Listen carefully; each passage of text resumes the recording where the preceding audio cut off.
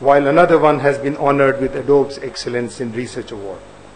This year, 17 research proposals from our faculty were approved for funding by various government and other agencies for a total commitment of about over 3 crore rupees. In our R&D efforts, we remain committed to developing technologies that can be transferred for commercial exploitation or used by other organizations. This year, over 24 tools and technologies were transferred to over 10 organizations. And actually, 3 startups by our faculty and students have also emerged. Our first again, one in the area of energy management, one in education, and one in social networking. This year we achieved a major milestone. We awarded our first 2 PhDs to Kuldeep and Himanshu Bhatt, thus graduating in students in all 3 higher education degrees, bachelor's, master's, and doctorate in a short span of 6 years. Both received good reviews for their thesis from the examiners, who include some international experts as per our policies of PhD thesis examination.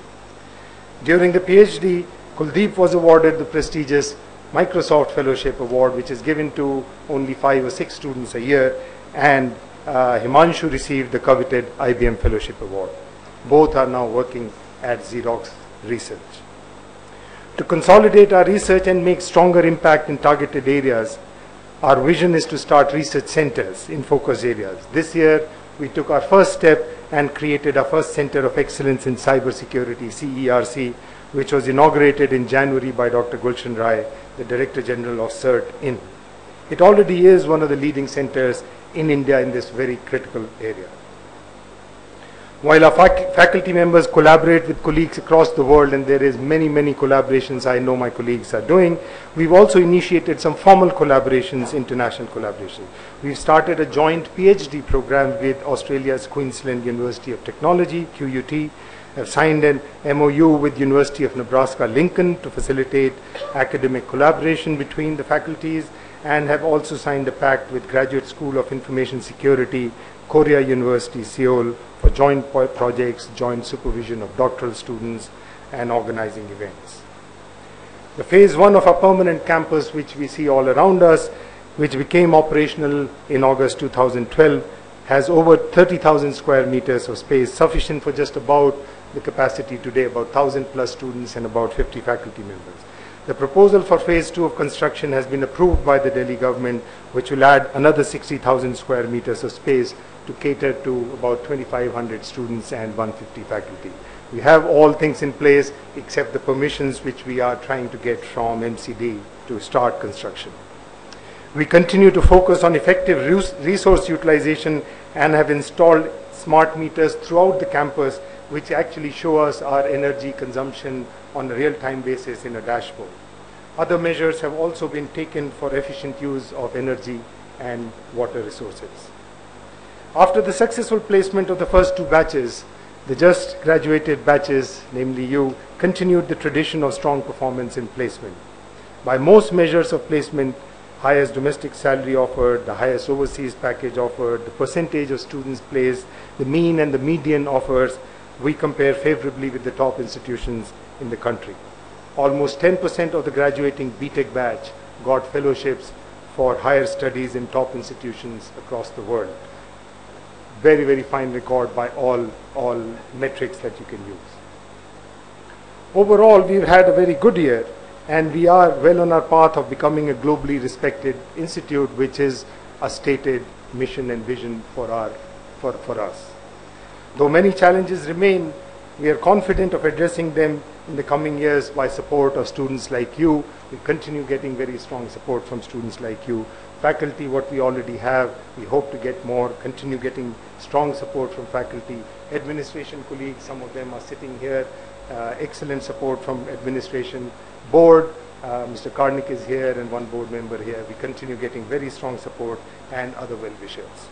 So I hope you will see more and more laurels, more and more things that we will do. I would now like to spend a few minutes talking with you, our dear graduates, who we are truly proud of.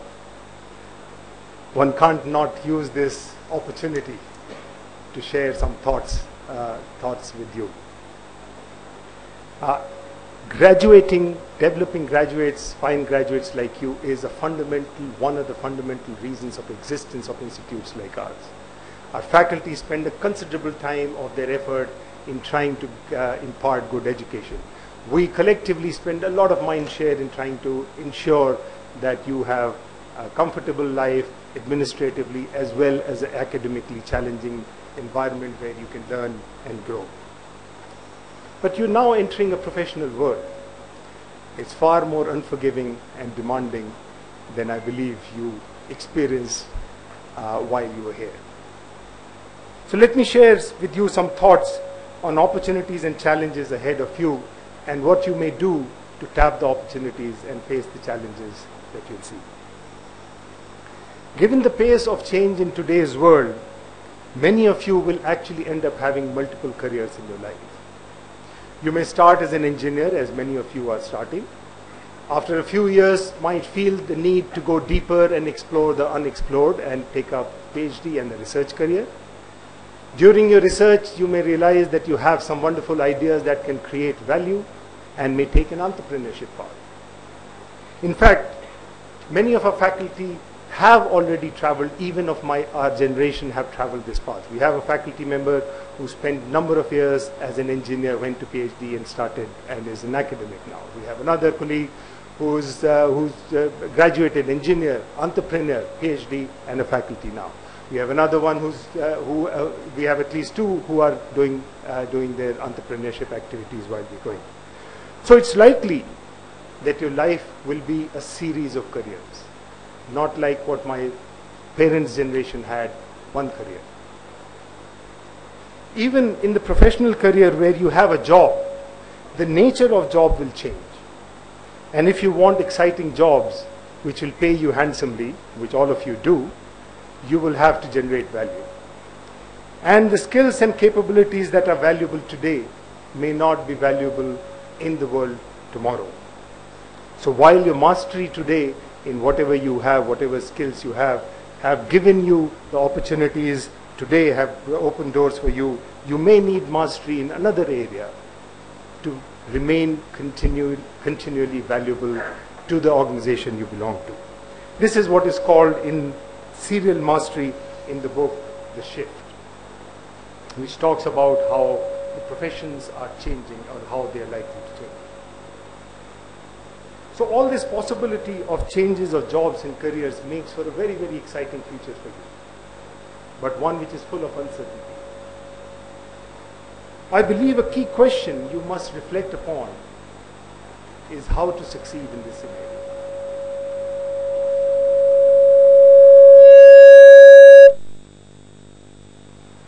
It should be clear that your chances to succeed in this changing world will depend on your ability to redefine yourself periodically. So just like you are ready for the first job from the definition you got by the education we provided, you are ready or better prepared for the next job by the redefinition you will give yourself. And this will require ability to learn and grow. That's the only way to redefine yourself. In fact, that's the way you define yourself. That's the only way to redefine also. You build more skills, you build new capabilities, new knowledge base.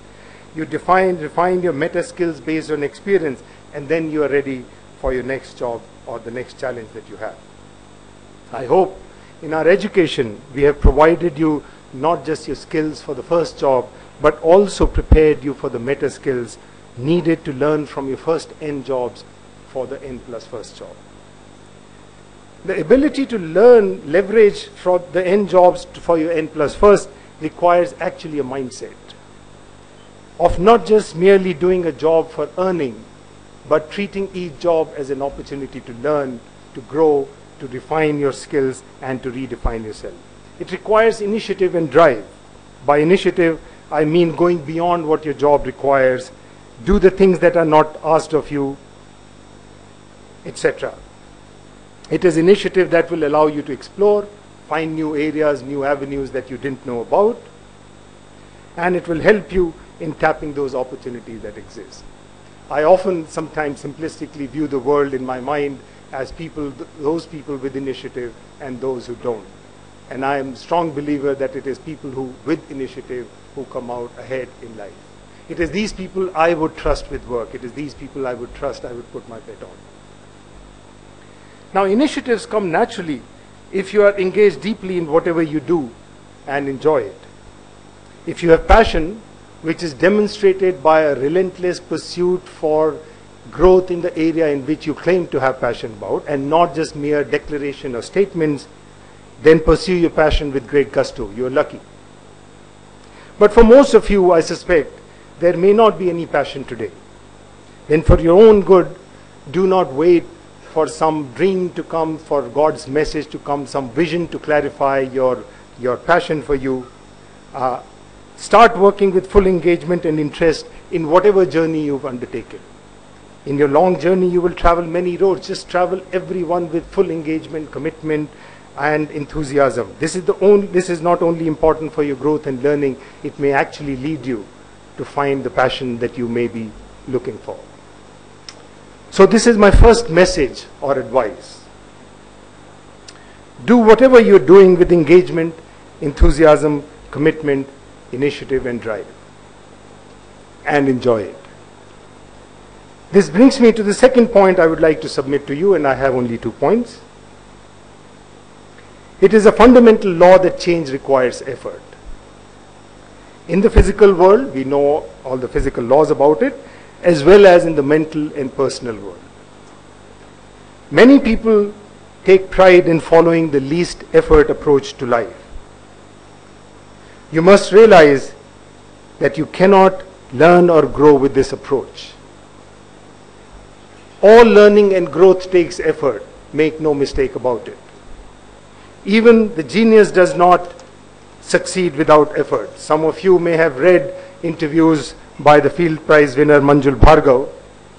Talent is needed, he says, but is no substitute for hard work.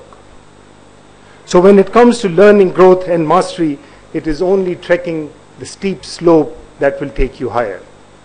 A easy stroll on a flat path is not going to take you higher. And if you follow my first suggestion that I mentioned, you may not find hard work as hard at all. In fact, you may not find it as work at all.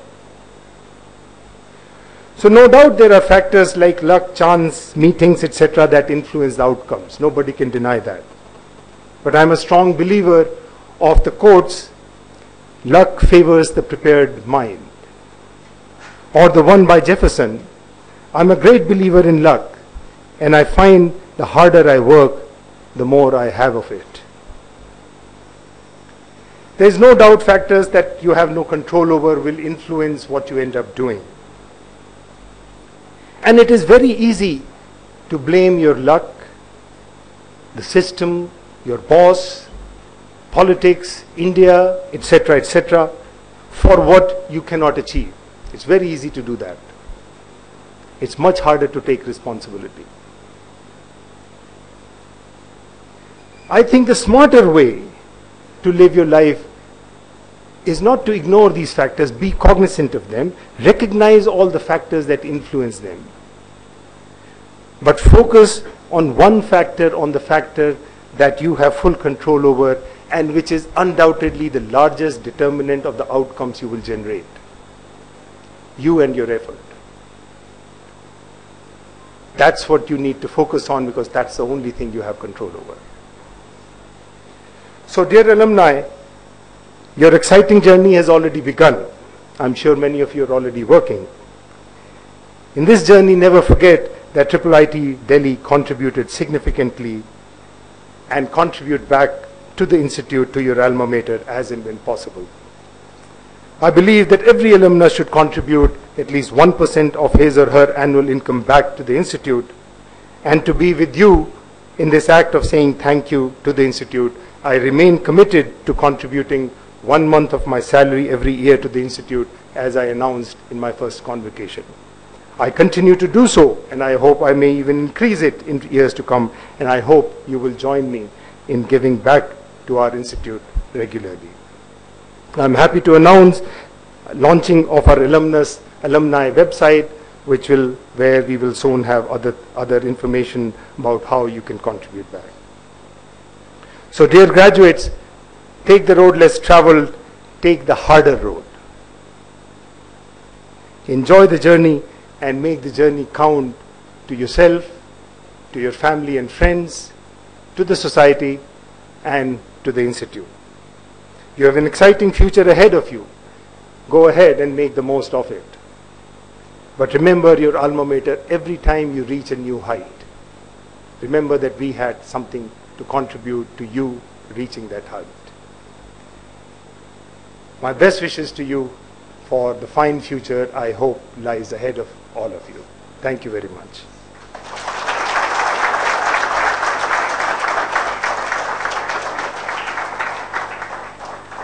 Mr. Chairman, sir, I request you to deliver your address and introduce the chief guest.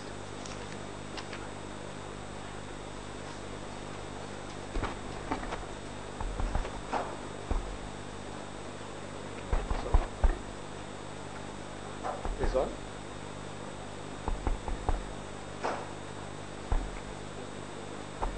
Okay.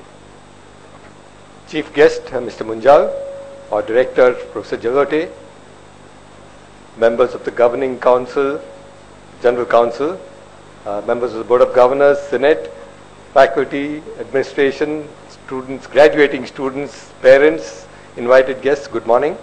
It's a pleasure to be here at our third convocation. We continue to say we are a young institute. I guess as far as institutions go, where you count not in years, but in decades, sometimes in generations, we are young. But we are now 5+, and I think we are at the stage where in terms of how we look at education, we have moved from the early stages into the regular school, you might say, as you get into a regular school at age 5 or 5+. And so we have, in some sense, in a very small way, beginning to come of age. You can see that by the fact, and this is a special pleasure and a delight, that we are awarding our first 2 PhDs. This is, I think, an exceptional achievement for an institution so young, but it's also reflective of what we have tried to do. As we've always said, this is a research-based educational institution, a research-based teaching institution. And I think nothing signifies more than the fact that we've emphasized research, emphasized our doctoral and master's programs, which have been of tremendous benefit to the bachelor's program. As the graduating students to whom I address most of my remarks today know, we have here an extraordinary and exceptional faculty.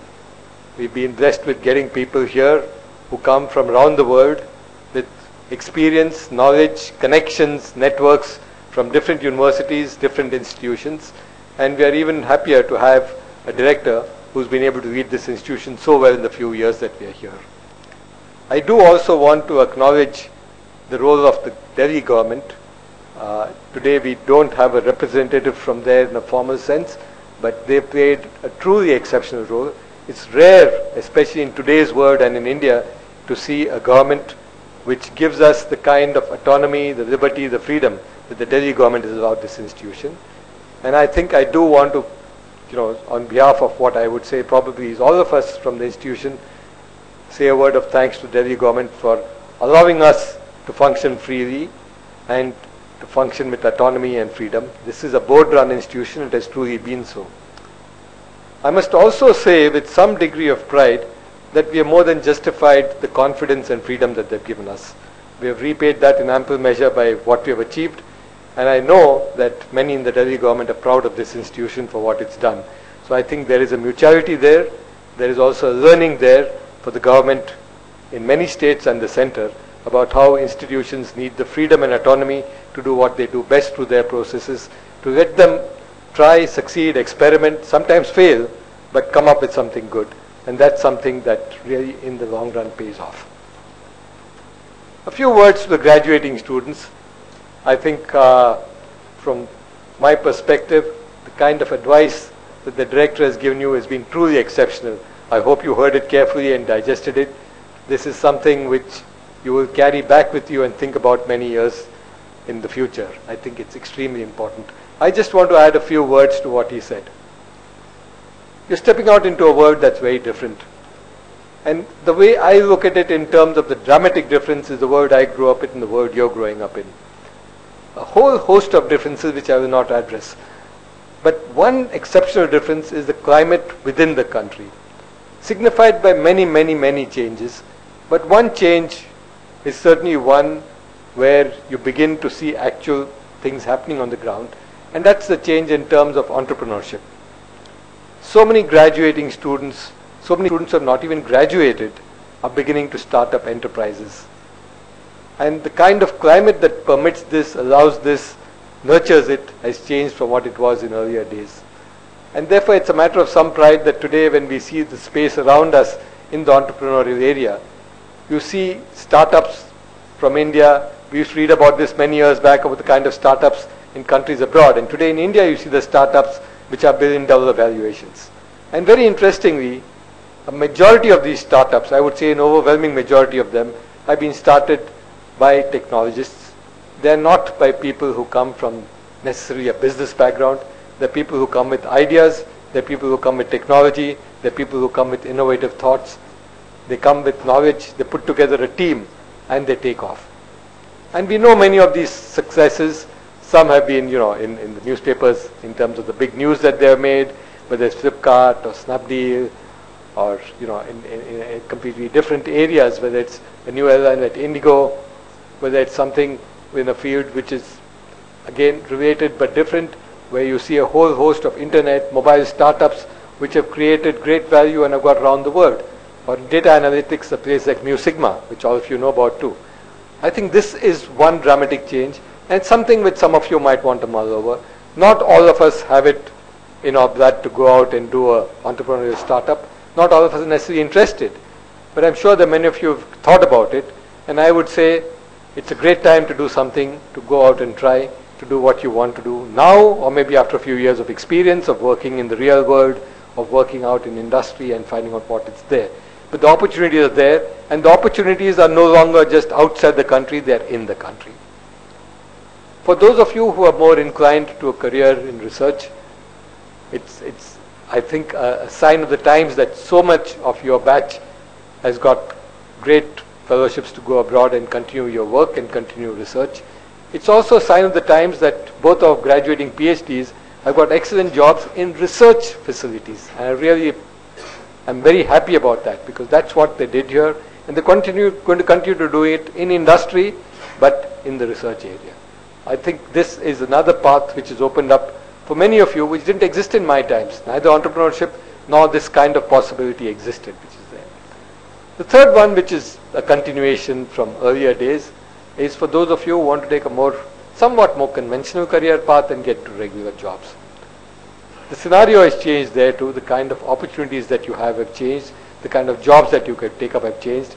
The kind of growth and career prospects have changed dramatically. And there, much of what Pankaj mentioned to you in terms of hard work, doing the work which you enjoy, has special resonance and special kinds of thoughts which you might want to take with you. The important thing there, and the big difference I would say from much earlier times, is please understand that what you would call the half-life of knowledge has decreased drastically. What you learnt in your times here, in the 4 years, or the additional 2 years of your masters, or even those who have done a PhD, is not going to last you very long.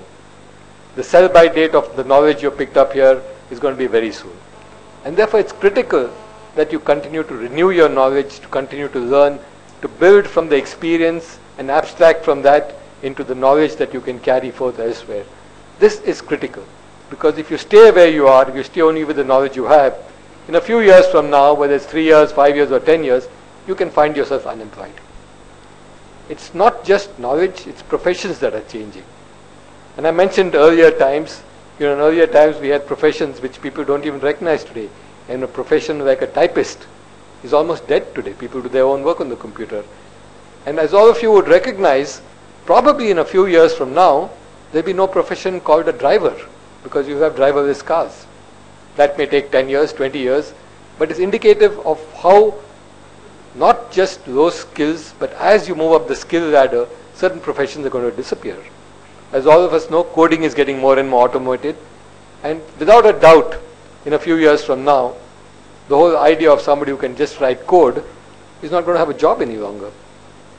So keep in mind that the changing world offers you phenomenal opportunities, but it also has huge challenges. And one of those challenges is, how do you keep up with knowledge? How do you keep up with the changing world? How do you keep up with professions that are dying altogether? And how do you make sure that the new opportunities that are being opened, the new professions that are opening up, the new possibilities that are coming, you can capitalize on them?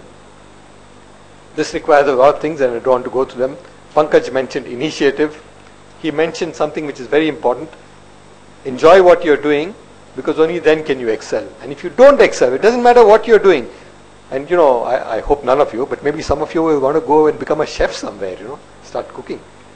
And you can earn fame, money, name, whatever you want, even in that profession today, but provided you excel. So it just doesn't matter what you want to do. Become a cricketer, become a tennis player, become a chef, become a fashion designer, and of course, hopefully, become an inventor, become somebody who starts a company. Whatever you do, but unless you excel, you will not be there. You see that even in the corporate world, new startups, if you're not among the top 3 or 4, you don't have much hope. So I think excelling is important. Initiative is important, which he mentioned. Apart from initiative, one more I is extremely important, and that's innovation. In today's world, doing what you do efficiently and well is extremely important and is rewarded. But efficiency gets you only so far. If you want to go beyond that, to move to the next orbit, you've got to innovate. You've got to think differently. And this requires a mindset that's not only all the time thinking differently, but is trying to make connections between different dots.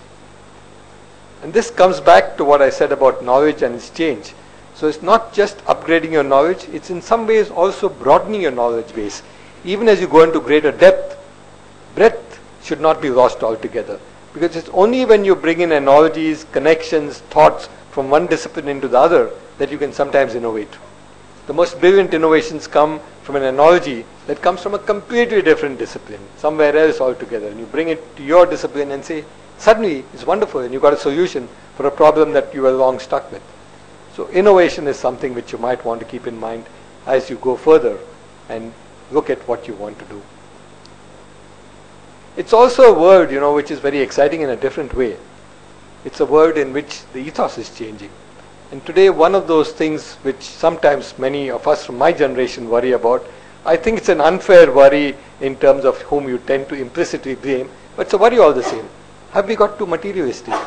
Is our single yardstick of saying how well a person is doing, is that yardstick just how much that person earns? Yes, of course it's important.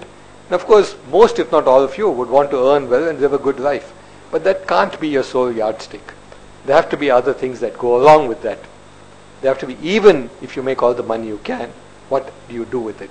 And I think we have brilliant examples from around the world, including many in this country, where people who have made it big and made it good have seen that they give back to society, that they care for others and they're compassionate.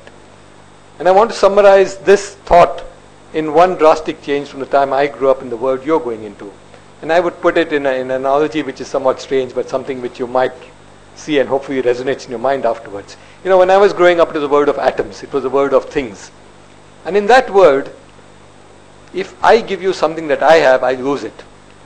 It's in some ways, as you would say in mathematical terms, a zero-sum game. Because I have an object, I have something which is physical, it's the atomic world, and if I give it to you, I no longer have it with me.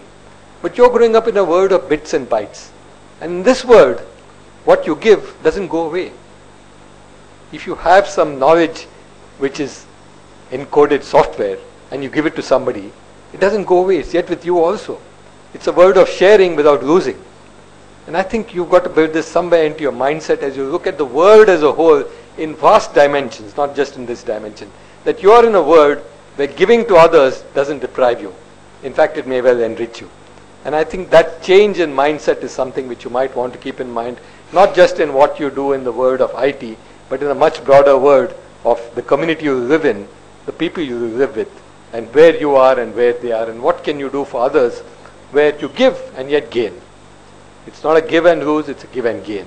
I think that's a thought which I want to leave with you as you step out into the world. Finally, just a few words. I want to reiterate what Pankaj said so eloquently, that keep in mind when you go out of here that you yet belong to this institution. You spent many years here.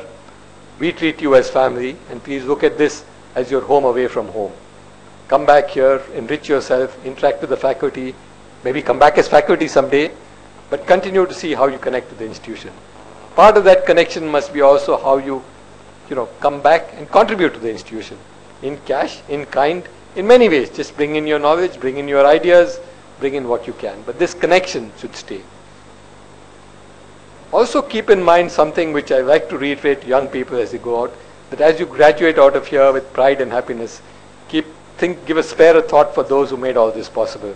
Your parents and guardians, many of whom are sitting upstairs as you graduate from here, and their contribution. I think it's important that you think of that and not forget that as you go forward. Finally, the very best to all of you as you step into a new world. I hope you do well in whatever you want to do. I'm sure you will succeed, and I'm very sure that you will do very well and bring pride both to yourself, your family, and this institution. Wishing you all the very best and great fulfillment in all that you do. Thank you.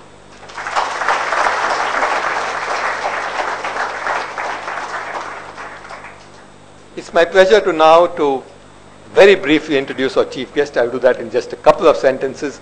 Mr. Sunil Munjal. All of you know of him, so as I said, no introduction is required. He's the managing director of Hero Motocorp, a legendary company in India and now around the world. It's exceptional in terms of what it has done. It has flown the Indian flag in many, many countries and built in completely exceptional standards of excellence. For many, many, many years, I used to give the example of this company and this group as to what India can do when people talked of China and their efficiency, their infrastructure, their capability to produce something. I said, here is one company that actually outcompetes them in many areas. It started with cycles, and they do many other things. Mr. Munjal has been the driver of this, not just in terms of the business part of it, but in terms of how the company moves forward, what it innovates, and how it does things. In a brief interaction with the faculty, he was just mentioning something exceptional, and I know just one other Indian company that does something like that, and something which some of you might carry with you, and I want to mention this both to students and as an introduction to Mr. Munjal. He's the one who pioneered this concept of not only awarding those who come up with great innovations within their company, the great innovators who come with great thoughts, but also to equally recognize at an equal level those who tried something exceptional and failed. Because it's important to try big with a good thought. It doesn't matter if it doesn't work, you gain a lot of experience. He was sharing this thought with us, which I think is very, very important. Mr. Munjal, apart from his corporate hat, where, as I said, he's been exceptionally successful, and most of you would have read and heard about it, I just want to add one more line, that it seems to me, though he may or may not admit it, that today his heart is much more in a different area. He spends much more of his mind share, if not his time, in a different area, and that is education. Every time I've talked to him and I begin to talk about business, in about a minute or two the conversation veers around to what the education scene is, the university that he's founded and is helping to set up, and the broader area of education in India. So I'm very sure that he's going to be one of the major players and contributors in education too. Given that background and the tremendous success he's had in whatever he's done, it's indeed an exceptional honor and pleasure today to have you, Mr. Munjal, with us. And it's my pleasure now to invite Mr. Munjal as our chief guest to address us this morning. Thank you.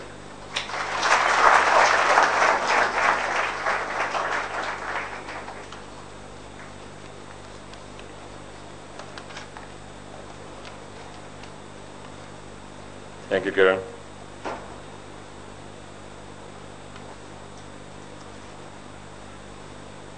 Mr. Kiran Karnik, Chairman, Professor Pankaj Jalote,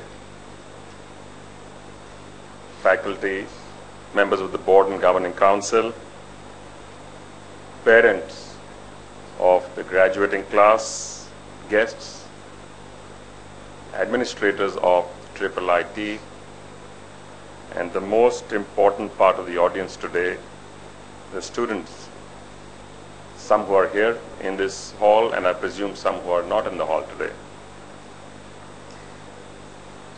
The graduation day is always a special day for any institution, and more importantly, for those who actually graduate today. This is a transition that we all make in our lives. In some sense, it's a day like any other day. At the same time, it's a day which changes your lives almost completely. And part of it is because of what Kiran just said, that you will go into what is often called the real world from a somewhat protected environment of an educational institution. Driving in here was quite interesting. I actually did not know where the location of the IIIT was. And this is like an island. It's like a green island in the middle of this crowded place. And I was absolutely delighted to have the conversation before walking here. It's not just a green island, it's also an island of excellence that is being built in an area which is of extreme interest today to all of us as people, as society, as a nation, and for the world.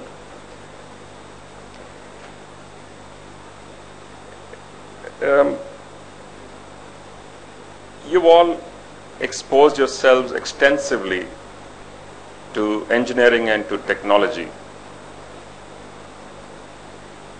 And we all live in a world which is dramatically changed the way technology is adopted, become part of our lives, and in some ways almost drives our lives. It's technology that allowed us to live much longer. It increased the population of this planet by giving you better healthcare, better medication, longer lives, ability to exercise with equipment. And now it's a larger population on the planet which now demands more of technology. There is a need for us to both learn to use and harness this technology well. At the same time, a word of caution that it will change our lives absolutely beyond our imagination. I'd actually brought a note with me which talked of technology and stuff, but when I'm sitting here, I'm saying I'm talking to people who actually know much more than I do. So what can I tell you about technology? So I'm going to change a little bit of what I have to say, and Pankaj stole half my speech in all the comments he made. So, so I have to think up some new stuff to say to you. It's not new for us. We're an 8,000-year-old civilization.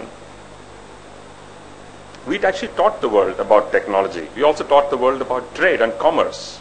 If you think back, where did drainage, water supply system, water storage system, where did they come from? They actually came from India.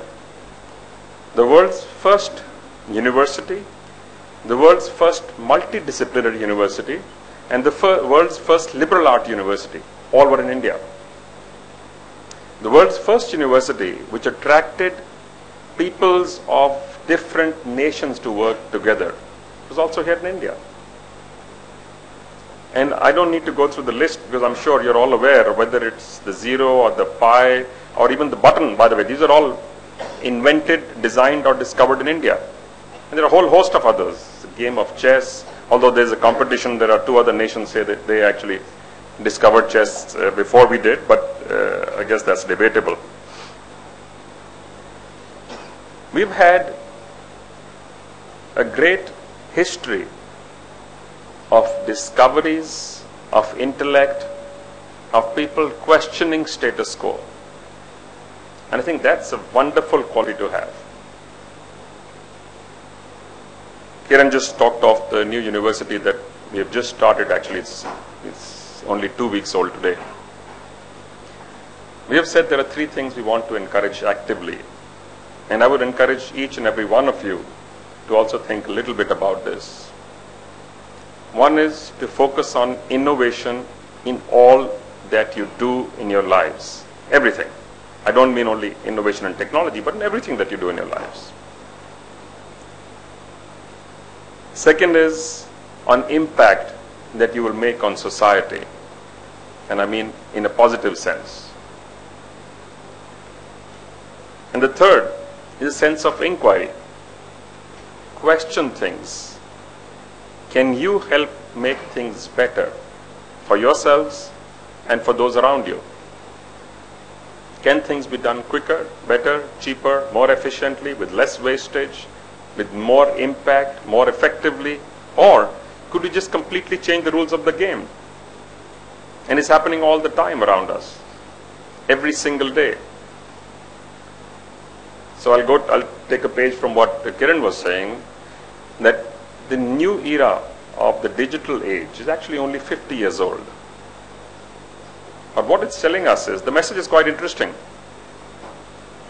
You know, there was an old saying that the only constant is change. Really, the only constant in life is change. But now it's not just change, it's also the pace of change that is changing. At a pace never imagined before. Who could have imagined 50 years ago the way we use communication and how it's changed social structure? It's not good or bad. Parents often complain, by the way, about the way kids behave socially now, or they interact with others around them. I don't think it's good or bad. It's just the new reality. And for all of us, and I'm talking the elder lot, who don't accept this, we will get rolled over. Saying life is like a road roller. You're either sitting on the road roller or you get rolled over. And that's what's happening with technology. We need to be able to learn to harness and use technology for ourselves. Otherwise, there is another scenario building. And I would urge some of you to see this video. It's on YouTube. It's a 15-minute video that says, humans need not apply. Anybody in this room seen this video? Just one, two. I would urge the rest of you who are qualified technologists to actually look at this video. It's almost saying humans are actually not required any longer to do almost any job, including the most complex or the ones we consider the most intellectual, including jobs of lawyers, accountants, doctors, technologists, can be done by machines. We've made these machines. We've built into them, or attempted to build into them, the most complex machine known to man, which is the human brain. We've been trying, and this is for a long time. This is not today. Einstein was trying to do this, and many others around at that time. Leonardo da Vinci was trying to do this. Is to question our ability. Again, we are from a civilization or a nation where we've had sages, saints, wise people do things which people either called hocus pocus or magic, levitation, telekinesis, etc. are not new. But the reality is, this is not magic. The ability of an individual to harness and project your mind, it's only an electrical, it is an electrical circuit, and that's all it is. But we also know that we are actually using a very small potential of this most times. And as many of you would know, Einstein's brain was actually preserved, and it's available right now, even today. They've tested it, and it was one of the brightest minds the world has ever produced. And how much of that mind do you think was being used by him? It's 10 to 12%. Over time, these numbers have changed because of the way that we calculated it. One time they said most human beings use 1 to 2% of their potential. Now they're saying we use somewhere between 5 to 10%. But just imagine, if you could even just double what you do in terms of the capacity of the brain, it's still only be 10 to 20%. So we have an immense capacity and capability, very often not understood by us ourselves. The story of the bumblebee is well known. There is no way theory can show you that can fly, but it does. It doesn't know it's not supposed to fly. We used to have this discussion in our company some years ago. We actually tried to keep our heads down and focus on our work. Only the businesses which have a compliance reason or a consumer at the end are the ones which get publicized, but most others we don't like to even talk about, much less publicize.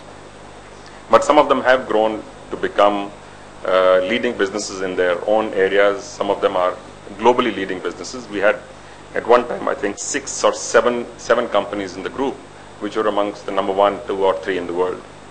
This is before we restructured the group. And we had a visitor one day. He's saying, how has this happened? How is Hero Cycles the largest company in the world? how has what was then Hero Honda become the largest company in the world when you're addressing a market like India only and not addressing the world markets or a few other markets around you? And the reality was, frankly, we don't know. We were fortunate in the early days that the culture that got built in the organization said the most important asset that we have as an organization is people. It's the only asset which is appreciating. Every other asset is depreciating with time, whether it's buildings, machines, technologies. We build some of the best buildings actually. We have the world's largest green roof on one of our factories. Many of our factories don't look like factories. When you drive in, they look like your campus actually. They are green. We built a new factory which we opened last month in Neemrana. We turned the trusses upside down and used the trusses as a frame for solar panels. And under the solar panels, because there's still room, through hydroponics, we are growing food. We are growing plants and food which will be used in the cafeterias and the canteens inside. So let me just switch to another area. In 2004-05, some of us authored a report which said India can grow at a very rapid pace, and it should. But our biggest problem, our bottleneck, is going to be people. We almost got laughed at. We said, please read the entire line. It says, we will fall short of people with the right skills and the right attitude. Because we have not focused enough on people. We have not focused enough on education, vocations, and skills. And which is a shame, because we are, as I said, a nation which has taught the world how to do this. So over the last 250 years or so, we allowed ourselves to slip. At the end of the Mughal period, when the British came into India, India as a single nation was doing 21% world trade. One nation. Great Britain, as it was then called, had 1% world trade. In 1947, Great Britain left India with 21% world trade.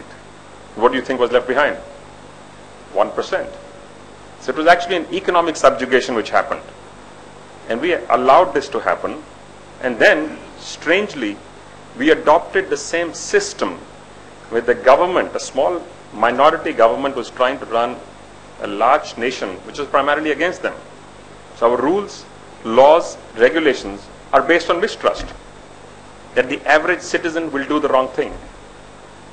And that change, I think, is long overdue to be made.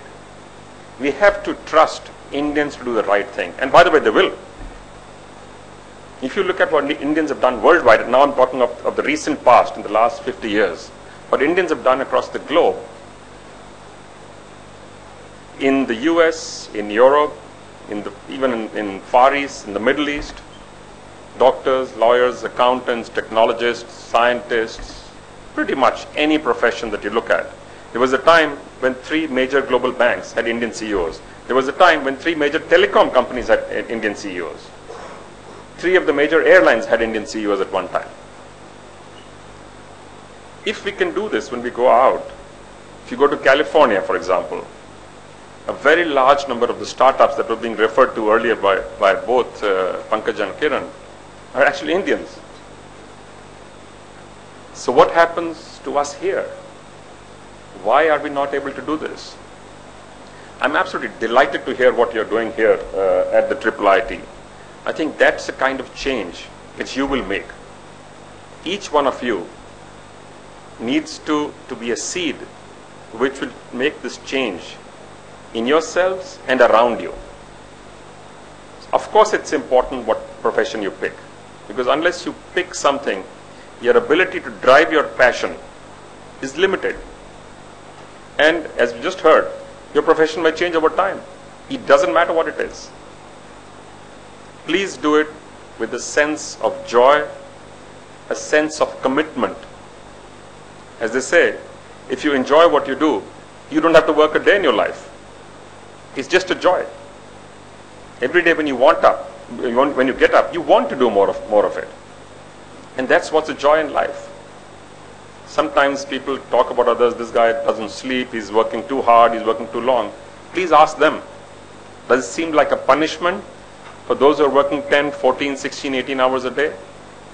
If it was, they wouldn't do it. It's obviously something they enjoy. And that's what moves the needle. That's what makes the big difference. I like that your leadership team is talking of startups, incubation. We would be delighted that all of you walk out of here with jobs. I would be even more delighted if a large number of you said, I don't want a job. I want to be able to give jobs, to create more jobs. As a nation, you need to create 1 million jobs month on month, every month for the next 10 years. Our biggest challenge, and we have to recognize that all of us in this room are completely blessed to be born in the families that we were born in, to get the kind of education and opportunities that we got. Because we come from a nation where 250 million people are not able to get 2 square meals a day. So there is a responsibility all of us have to make that change, which is the reason I'm urging you to think not just about jobs. Of course it's good to get jobs. By the way, please don't misunderstand. I'm not running them down, because we need smart young professionals to drive Indian enterprise. But if you can be the one who creates jobs, you are the multiplier. We often talk of industries which create a large number of jobs, whether it's textiles, automotive, defense, tourism. There's a whole lot of industries, house construction, which create a massive amount of jobs. But who's the real multiplier? It is individuals who have the ability, the grit, the guts, the ability to take the risk and go out and set up these enterprises, push them to grow in spite of challenges that we will all face. So we are a nation of extreme diversity. We are also a nation of extreme dichotomies. If you look at the World Bank's report of ease of doing business, we are shamefully low. Yet, people want to come back to India, and this is a question I asked some of your faculty, because a large number of them have come back from overseas, because this is where the opportunity is. And the change in the environment, in the work culture, has actually to be made by us. We cannot be pointing fingers at the government in today's time. Who is the government? Who picks the government? Who makes the government do what it should? It's all of us. It is our responsibility as responsible citizens of the world. We also need to recognize our responsibility is not just in your immediate neighborhood or in your society or in your nation. The way the world is getting connected, increasingly, it is a responsibility for all of us to be responsible citizens of the world as well. So I would urge all of you, no matter what you pick, please ensure that do your work with a sense of responsibility and with a sense of ethics. There is a huge moral dilemma right now that ethics has almost become unfashionable. And that, I think, is a big, big problem. Whether it is corporate scandals or scandals in government or scandals amongst individuals, I think it's a shame that as a society, one, again, which talked of the value system, the Guru Shishya tradition came from India. And what was the reason? What was the system? Was not just to teach you about technology or soft skills or a language. It was to teach you life skills as well. And again, I was glad to hear from your director that you are focused on multiple life skills, sports and other activities as well. Because we would like our young people to come out as complete and balanced individuals. You are our future. I hope, by the way, some of you think about the future seriously, because you're going to spend most of your time there. So it is important, I think, for us now and then to think a little bit about this, but it's more important to not have to think about it all the time, to make this second nature, to make this your normal behavior, to question decision making. Am I doing the right thing?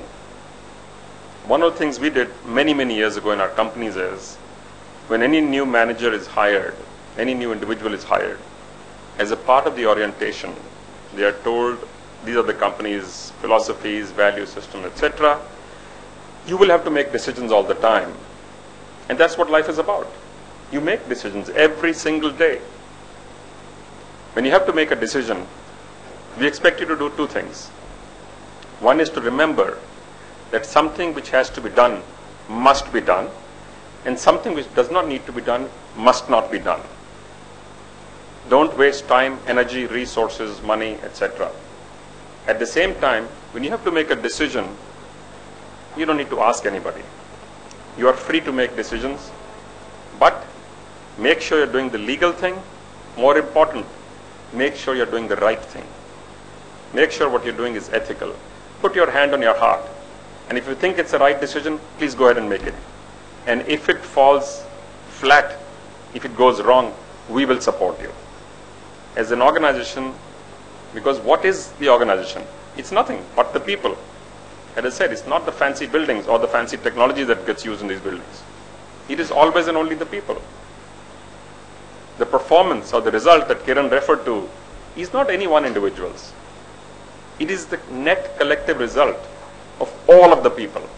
And we have been very, very fortunate and blessed to get very good people within the organization and in the universe of the organization, as suppliers, as dealers, as distributors, as customers. We truly feel we are blessed. So this is a business which was started from scratch by my father and his brothers. So in some sense, it's only one generation old. And we have thousands of people who are now working second or even third generation within the company, amongst our suppliers and amongst our dealers and distributors. It is their company. It is everybody's company who's involved with this. We don't think it's our property. We have a role to play. We have a role as trustees to ensure that you are protecting the reputation by doing the right thing, by making decisions which are forward-looking, which ensure the best interest of the entire community that it touches. So through our family foundation and some of the trusts, we have been focused on, and you're right, Kiran, we have been focused on education because our belief is that this is a responsibility. If some of us don't meet, is actually absolutely almost unfair. So we've been focused on school education, on college education, on vocational skills, on clean drinking water, and things of that nature. Our special focus has been skills and training for women, because we think that is what can be truly transformational for society. I was actually glad to see so many young women in the room. I remember when my daughter went to SRCC, they were then in those days building the hostel for girls. Yesterday at the board meeting, we were told there's a new hostel which needs to be built for the girls, because right now there are 60% students getting into SRCC are female students. Because they are smarter. Actually, that is a smarter half of our population. They are so smart that they can let the men feel that they are smarter most of the time.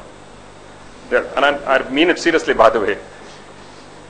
Because they live much more complex, difficult lives than men.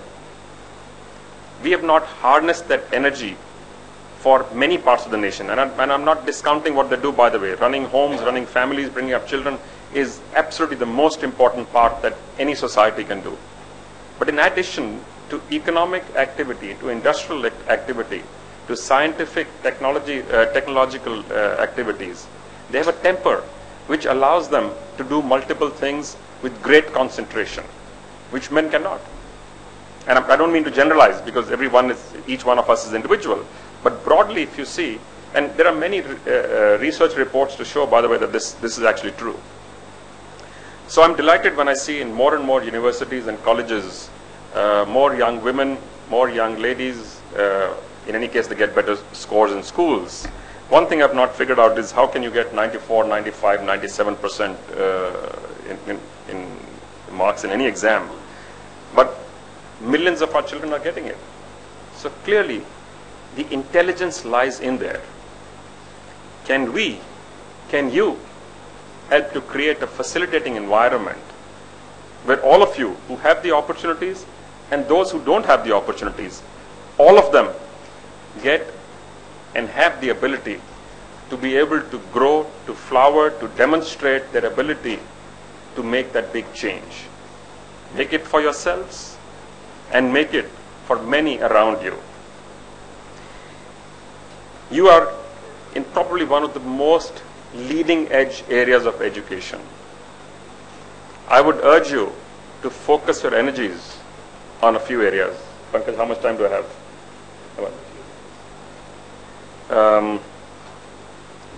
Some of our big issues, big problems, are also fantastic opportunities areas. Food, energy, water. These are inextricably linked. And I'm sometimes amazed we've not even made the linkage of this, certainly not yet in India. Not only have we not made the linkage yet, we've not even focused on energy, as a single overview of energy is not available in India because of the way our governance is structured. We have an oil ministry, we have a power ministry, we have a coal ministry, we have a ministry for alternate energy, and a whole host of others. So there is no single, and because these are fiefdoms, these work in silos, they're not able to work across.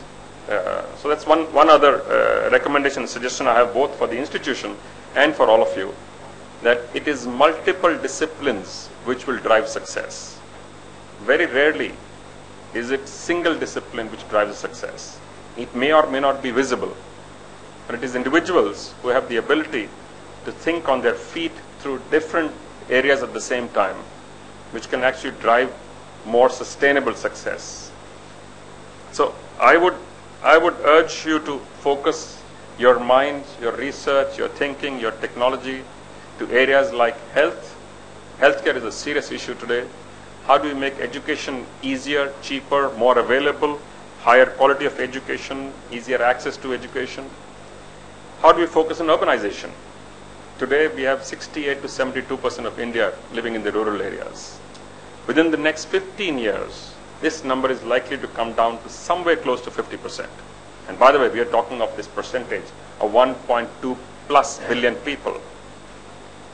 The population which is going to migrate is more than the population of the entire United States and Canada put together alone.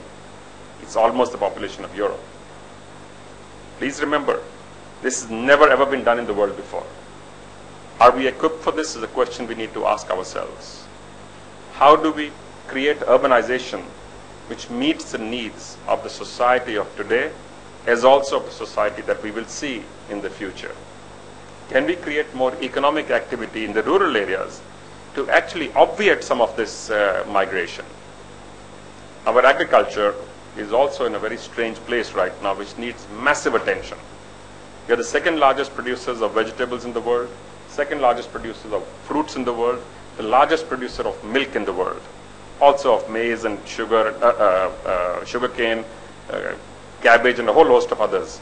Our yield, interestingly, is the lowest in the world of any country with a large agri-production. Literally, it's the lowest in the world. Can we focus some management input, some technological input into our farming?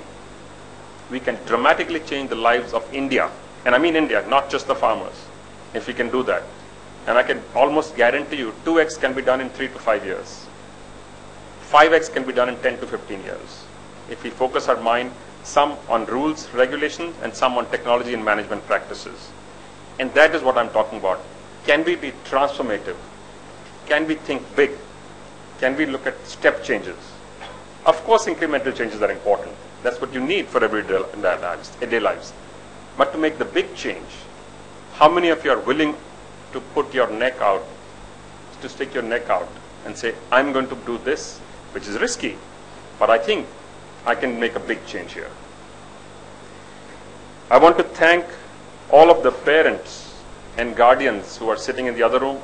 I presume some of you are here, for making that effort and very often making sacrifices to put your children and your wards through this fantastic opportunity to expose them to the ability to learn. Just one last comment, and this is for the institution. I don't think the best institutions are those which teach you or give you the answers. I think the best institutions are those which will equip you with the tools to raise questions and ask the right questions to find the answers yourselves. There is no ready answer in life for anything. No one can give it to you. There is no professor, no matter how smart he or she is, that will be able to provide you all the answers of things you will face in life. You have to find the answers yourselves. As long as you're able to approach this in a balanced frame of mind, with a good sense of inquiry, you will find the answers. So to the parents, a very, very big thank you and congratulations to all of those who are graduating today, and congratulations to the award winners, and good luck to the institutions. All the very best.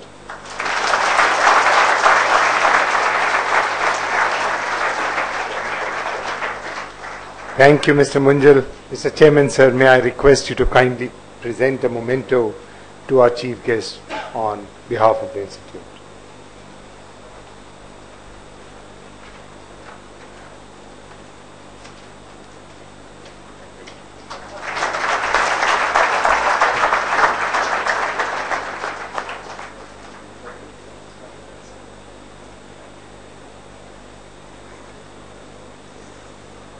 Let the candidates of various degrees be presented. All the candidates, please rise.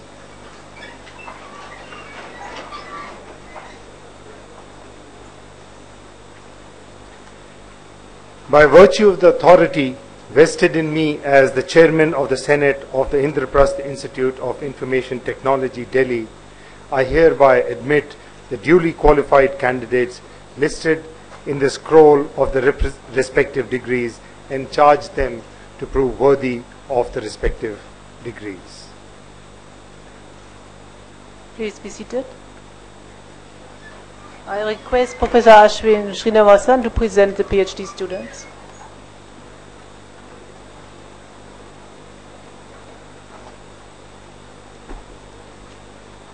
I present to you two candidates in person who have qualified in the year 2013-14 to receive the degree of Doctor of Philosophy in Computer Science and Engineering.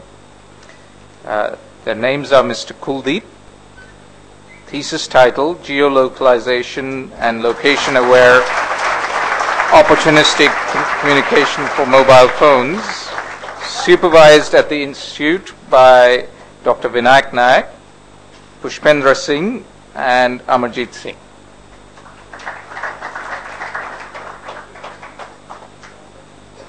And Mr. Himanshu Sharad Bhatt,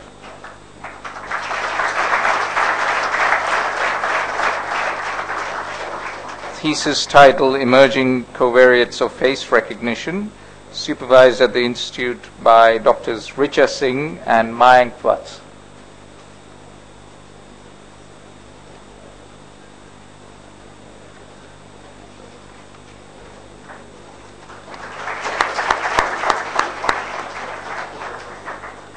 Let the candidates for the award of medals be presented. Chancellor's Gold Medal for the best academic record and highest CGPA of all the graduating students in the entire BTech program has been awarded to Abhishek Gupta. I request the chief guest to hand over the certificate and the chairman to give the medal to the student.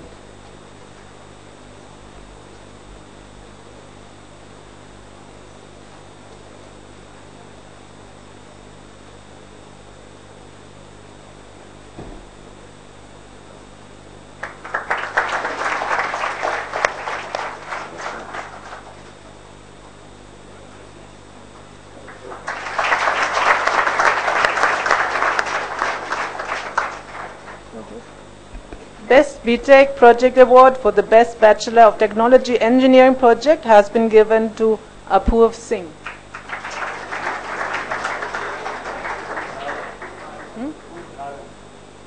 Oh, sorry, Apurv Narang. Sorry. That's right.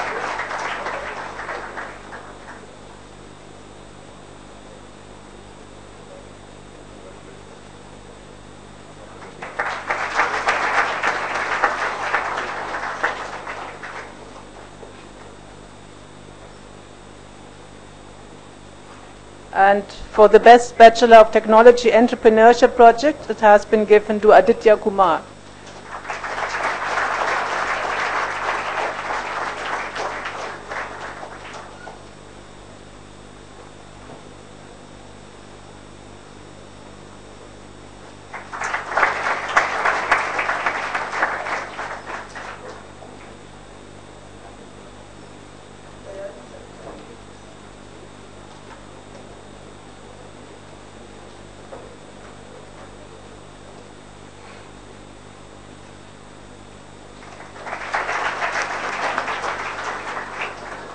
Best MTech Thesis Award for the Best MTech Thesis in ECE has been given to Ankita Shukla.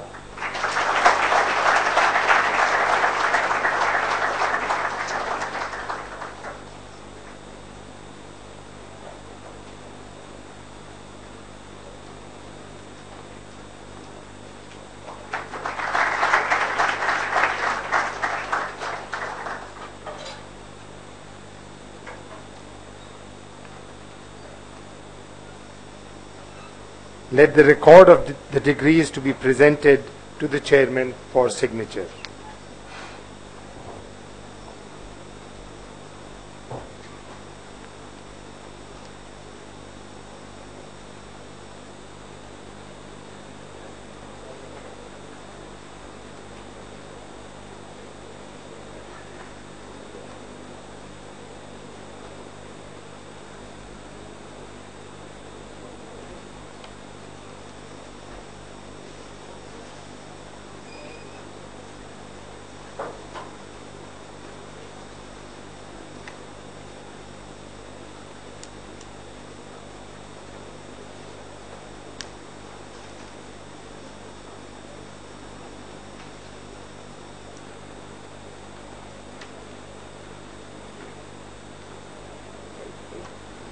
Wait.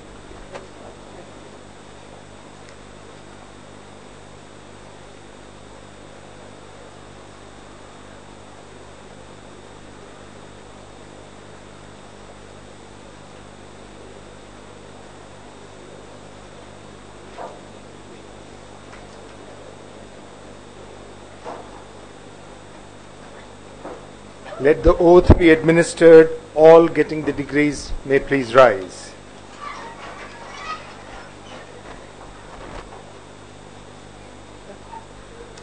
I hereby pledge that it shall be my constant endeavor to be scrupulously honest in the discharge of my duties as engineer and scientist, to uphold the dignity of the individual and the integrity of the profession, to utilize my knowledge of technology and science for the glory of the institute and in the services of the country and mankind at large. Thank you. May we please be seated.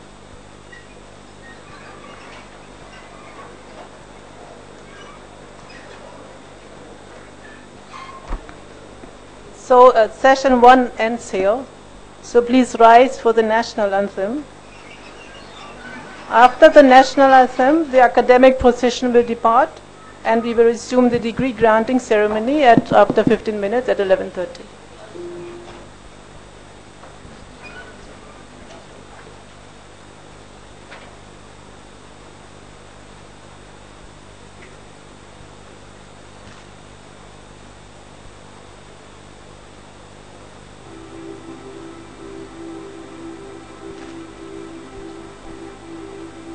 Jana Gana मन अधिनायक जय हे भारत भाग्य विधाता, पंजाब सिंध गुजरात मराठा द्राविड़ उत्कल बंगा, विंध्य हिमाचल यमुना गंगा उच्चल जलधि तरंगा, तब शुभ नामे जागे तब शुभ आशीष मांगे, गाहे तब जय गाथा, जन गण मंगल दायक जय हे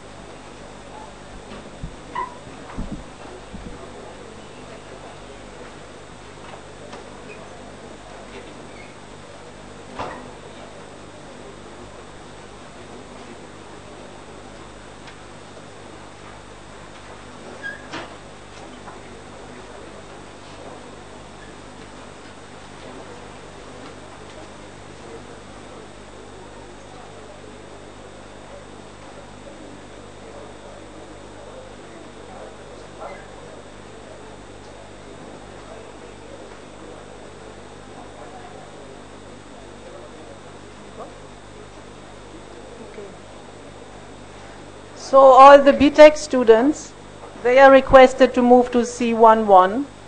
All the guests sitting here in C01, they are requested to remain in their seats, okay? And the parents and the MTech students who are sitting in C11, they may now come down here to C01 here, to the convocation hall. Yeah.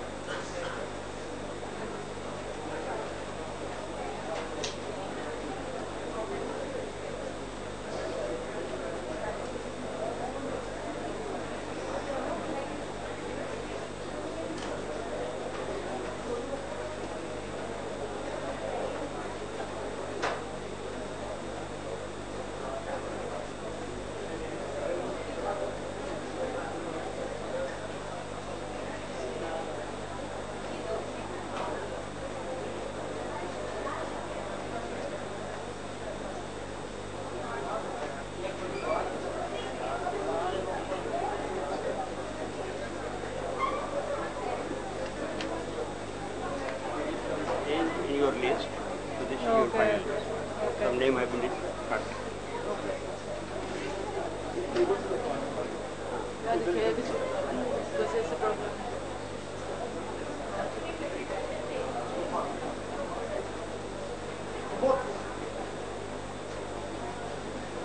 एक और बुला लो, एक table ले जाओ, table ले जाओ।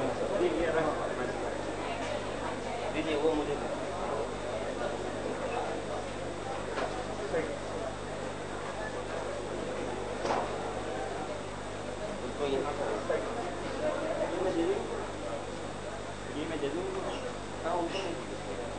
Sir आपका मिला ये number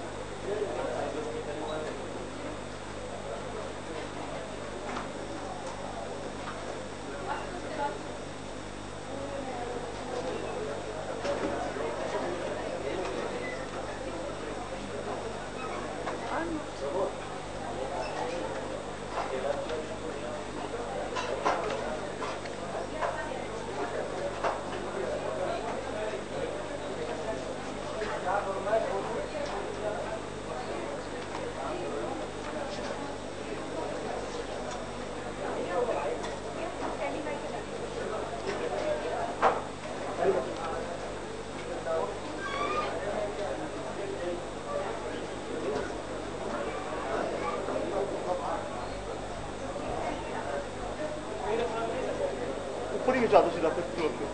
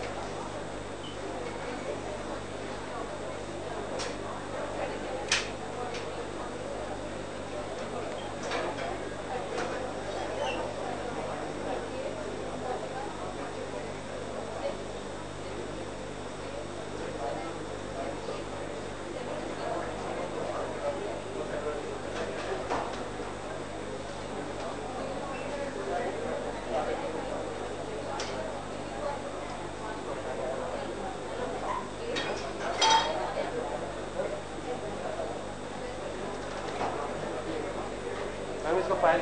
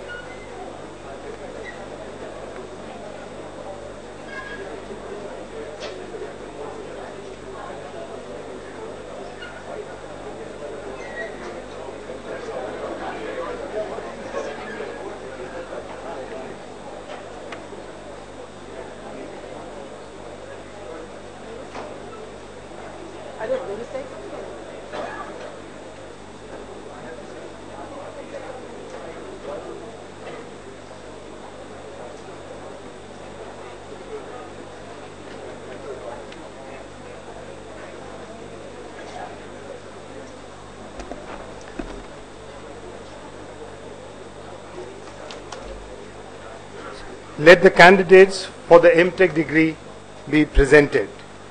Okay. So first students will be presented by the MTech Coordinator for Data Engineering, Dr. Vikram Goel.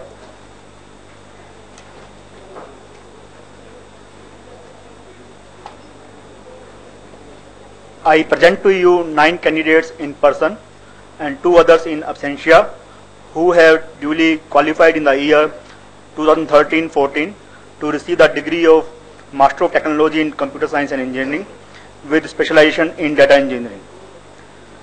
Graduation requirements completed on May 21, 2014.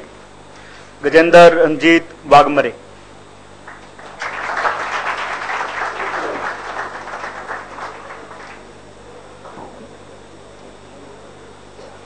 Megha Mittal.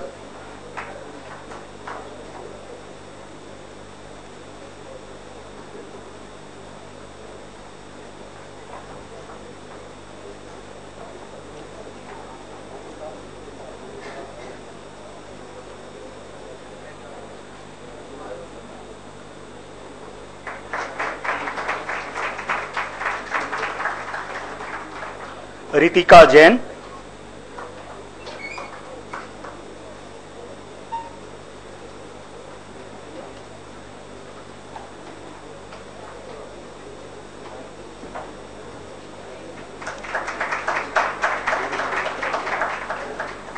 Sudeep Gupta in absentia. Ayushi Gupta.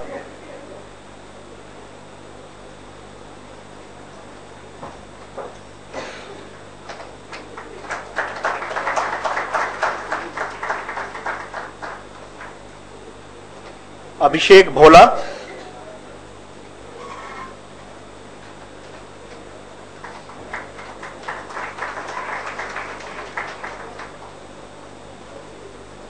Anuj Rajani.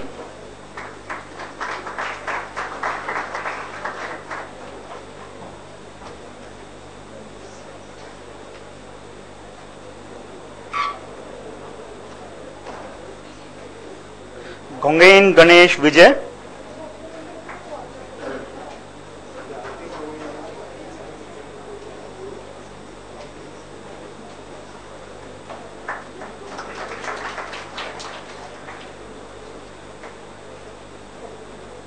Krishan Kumar Arya.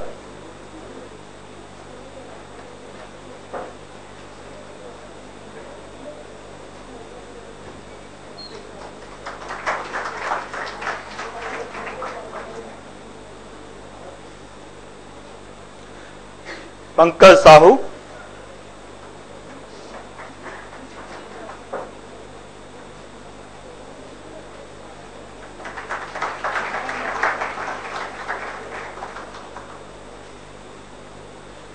Shilpi Jain in absentia. Thank you.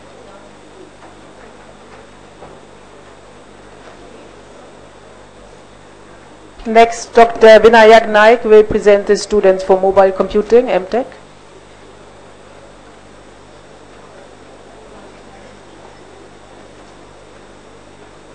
I present to you 12 candidates in person who had duly qualified in the year 2013-14 to receive the degree of Master of Technology in Computer Science and Engineering with specialization in mobile computing. Karishma Chugh,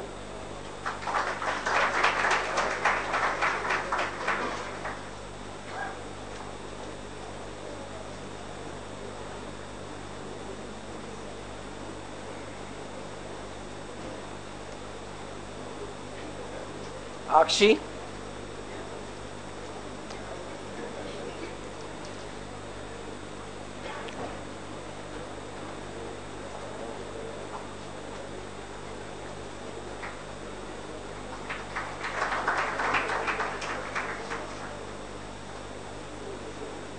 Mirdula Singh,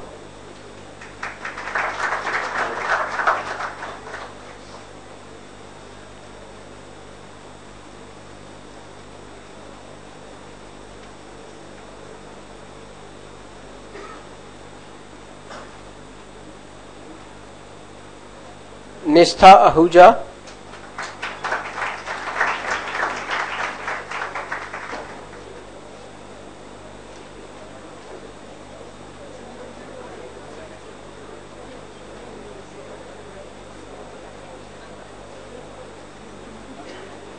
Pratik Jassal.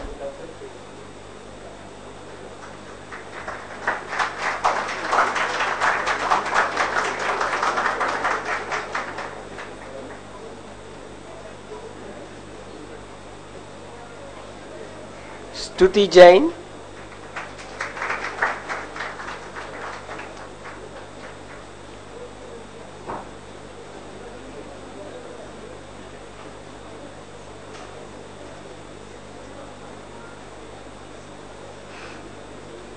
Tarun Gupta.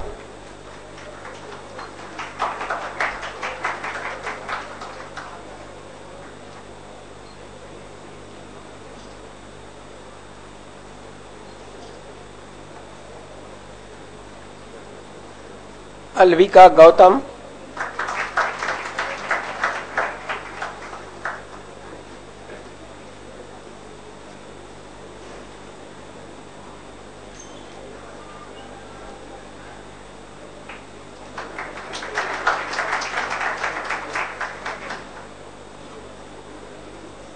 Amit.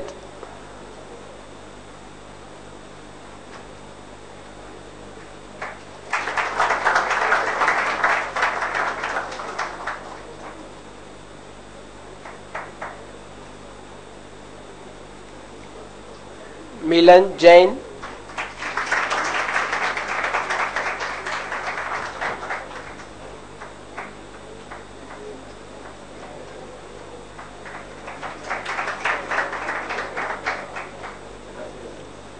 Shailaja Thakur.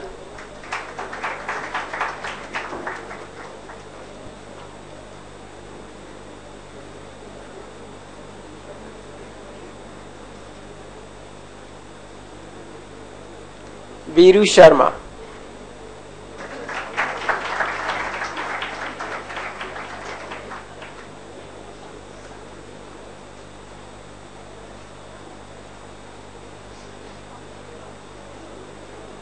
Congratulations to the new graduates. Thanks.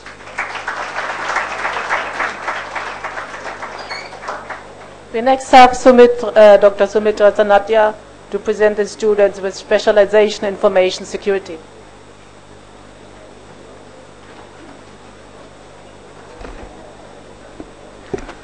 I present to you 9 candidates in person and 5 others in absentia who have duly qualified in the year 2013-14 to receive the degree of Master of Technology in Computer Science and Engineering with specialization in Information Security. Akarsha Agrawal,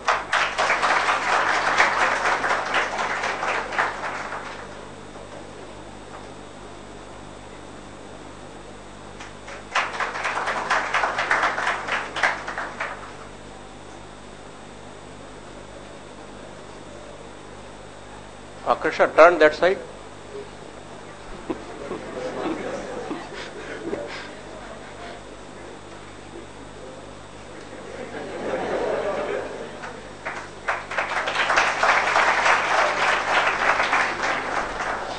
Adarsh Agrawal,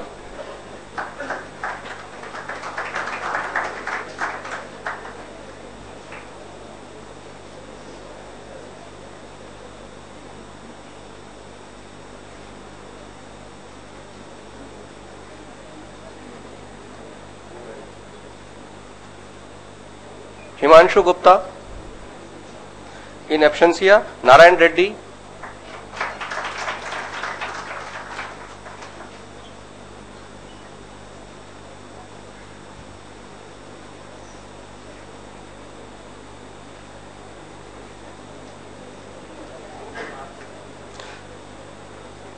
Neha Gupta in absentia Nikita Jain,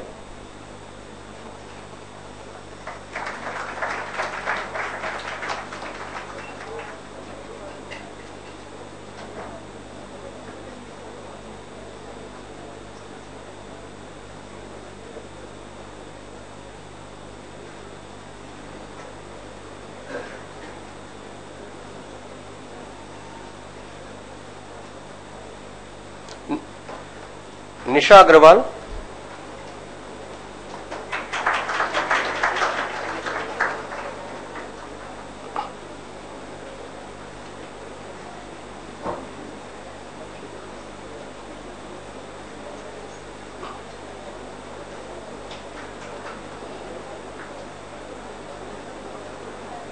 Nishant Sharma,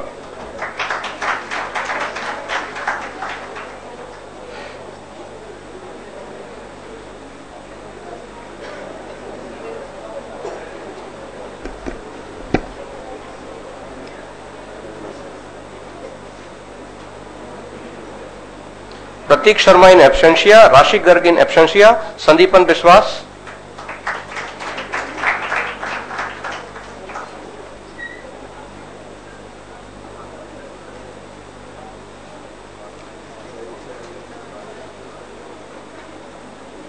Shefaji Gupta in absentia, graduation requirements completed on August 21st, Nipun Bansal,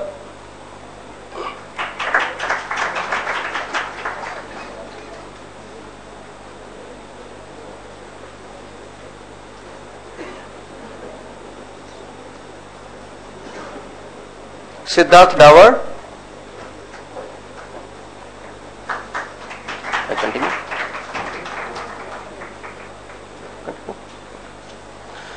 Okay.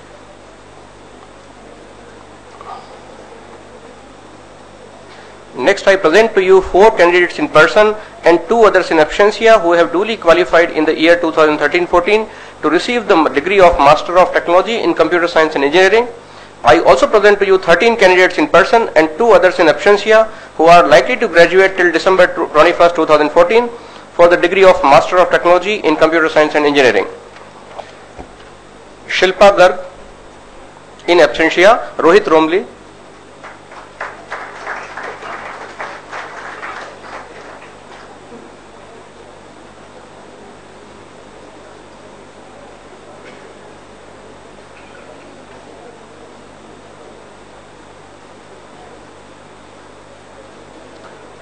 Praful Agrawal in absentia, Parikshit Mani,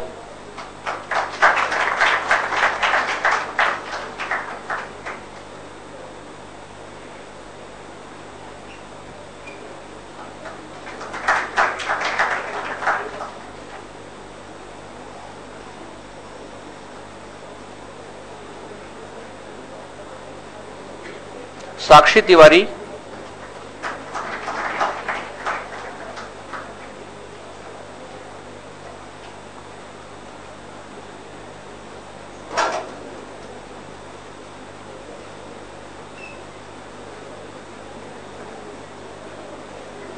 Deepika,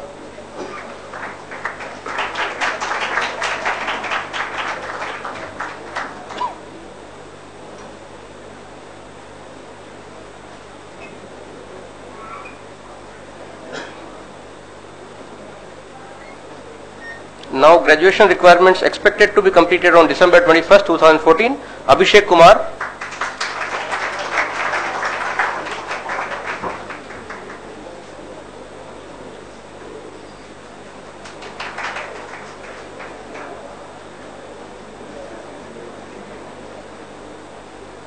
Aritro Dhor,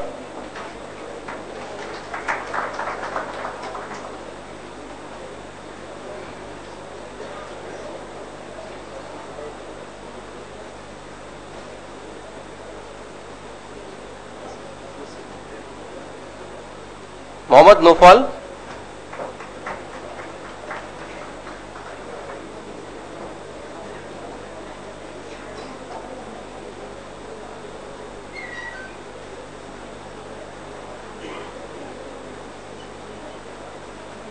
Rohit Jain,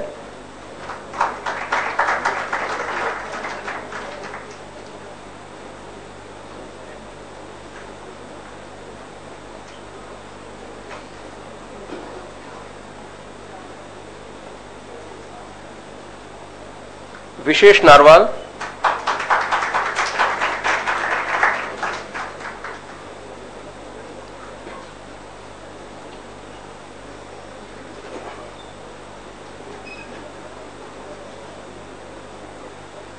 Akanksha Gupta in absentia, Ambareen Bashir,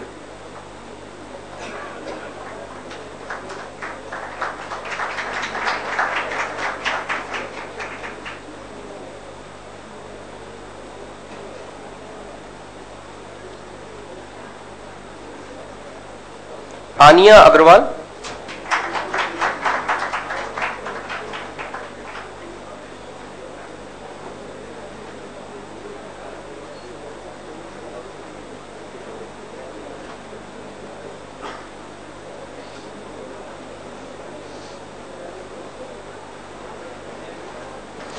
Kanchan Arora in absentia, Kongra Amani in absentia, Lavi Agrawal.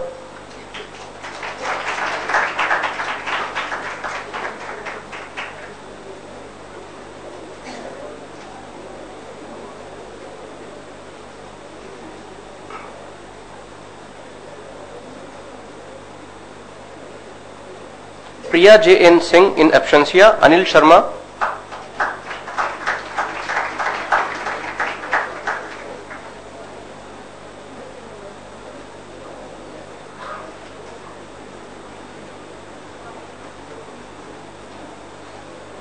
Priyanka Singh.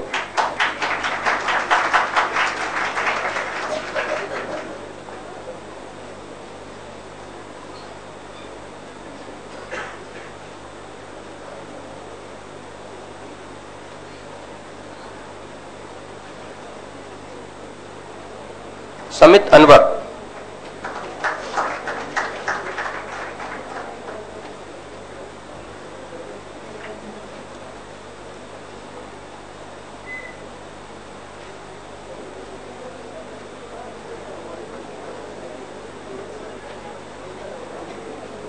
Congratulations and best wishes to the graduating batch. Thank you.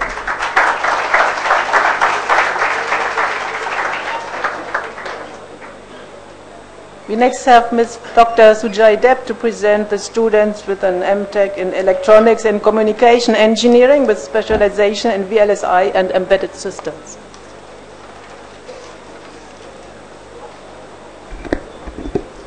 I present to you 11 candidates in person who have duly qualified in the year 2013-14 to receive the degree of Master of Technology in Electronics and Communication Engineering with specialization in VLSI and embedded systems. Graduation requirements completed on May 21st, 2014. B. Sri Krishna Acharya.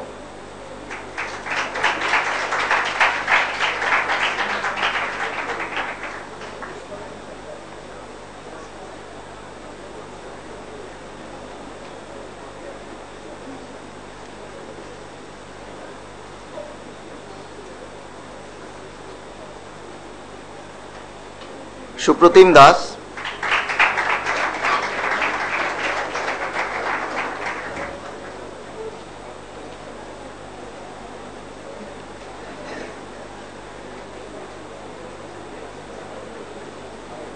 Gade Narayana Sri Harsha.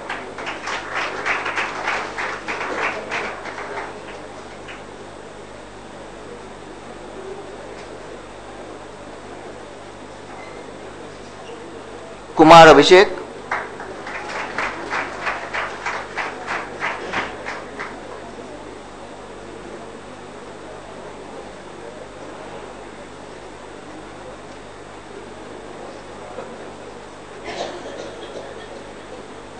Neeraj Kumar.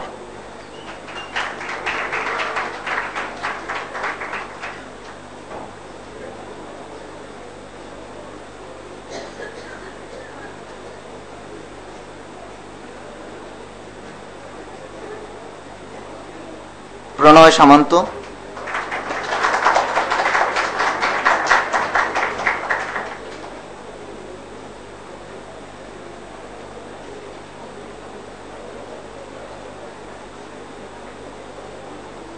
Rohan Sinha.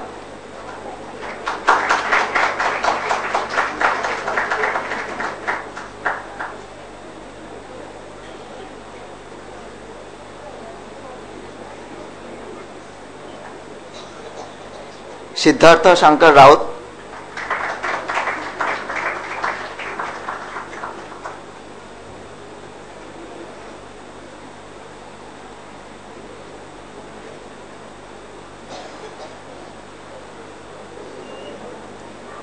Swati Lekha Majumdar.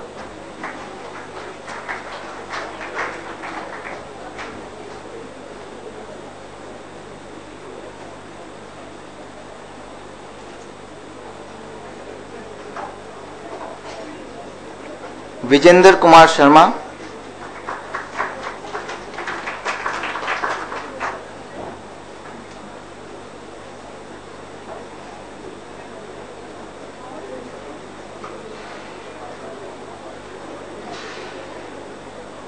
Vinod Kumar Singh.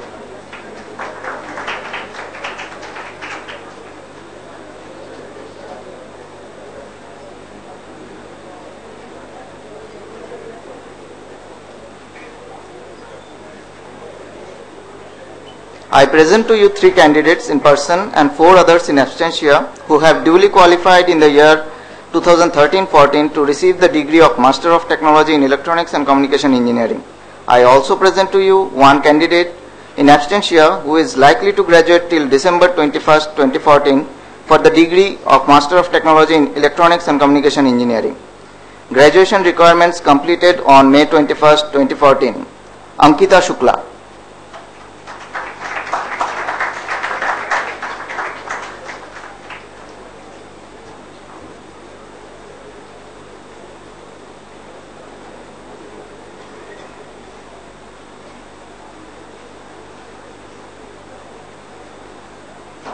Rohit Jain in absentia, Azaz Mehdi Zaidi in absentia, Varsha Maheshwari in absentia.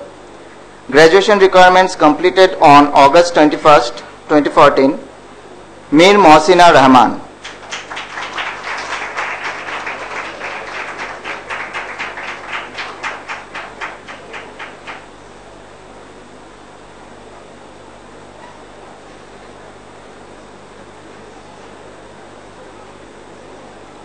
Namrata Divedi in absentia, Shubha Sharma.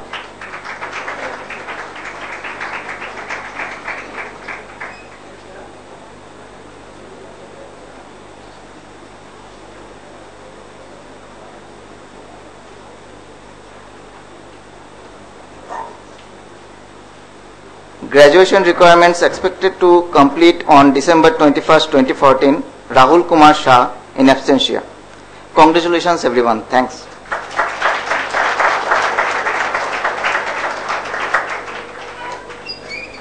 So finally, Dr. Sumitra Sanatya will present the dual degree students.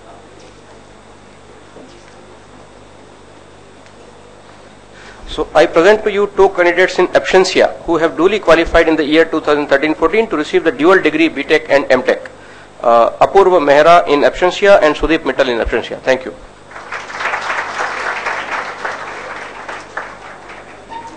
So this ends the second part. All graduates can collect the photographs which have been taken here between 2:30 and 3 o'clock outside there at the counter, and that is for free. Okay, 2:30 to 3. And so now this part is over for you. We now request the BTech students and their parents who sit upstairs to come down and be prepared for the next session.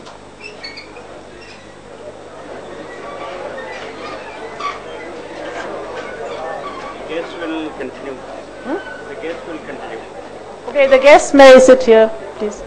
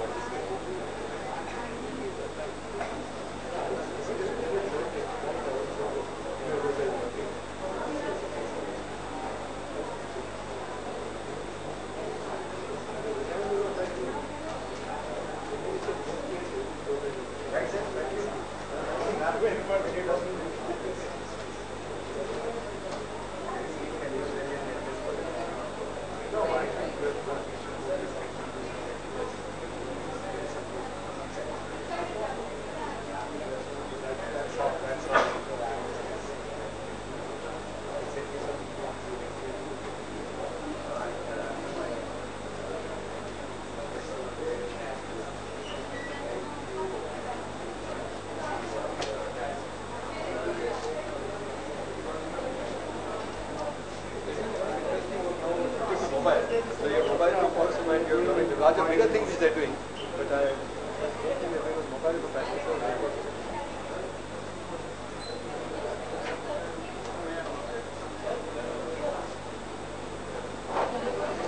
okay.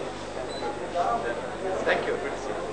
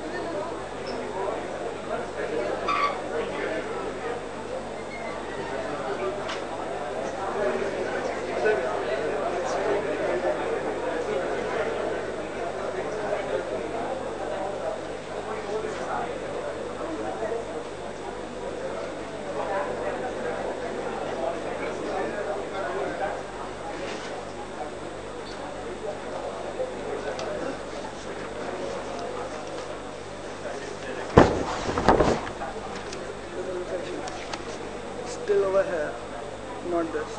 46, Including? including 46.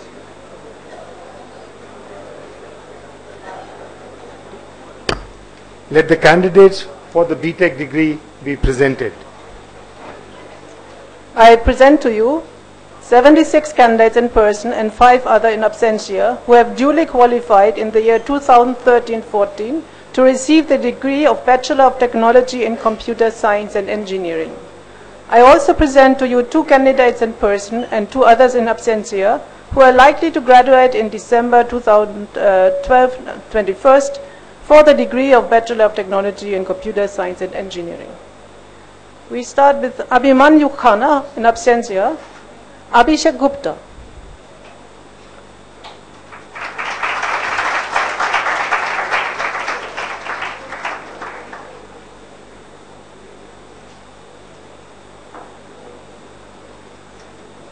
Atvay Malhotra.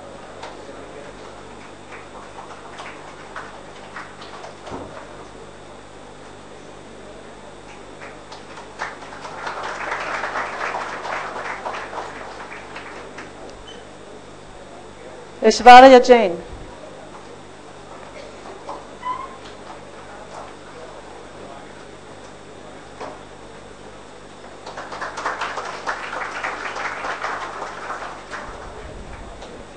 Akanksha.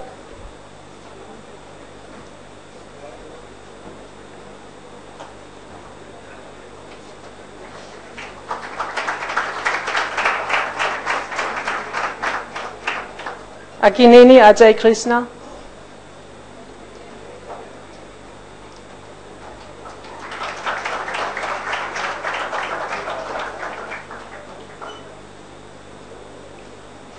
Akshay Gupta in absentia, Akshay Rajvanshi.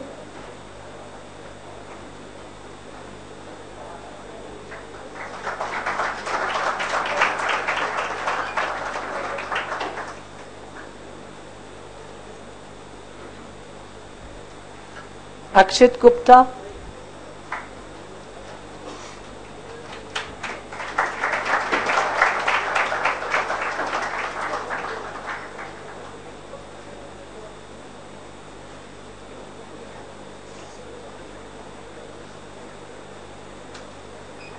Amol Verma.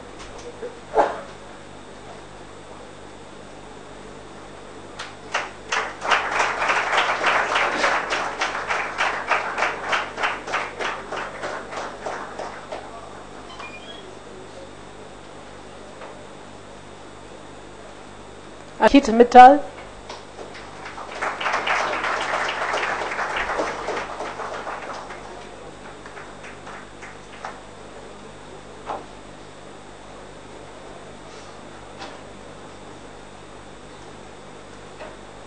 Ankur Goel.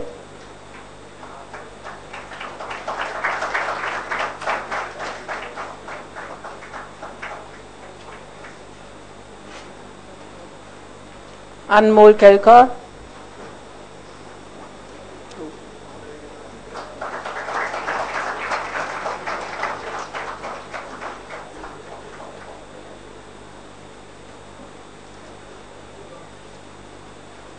Apurv Narang.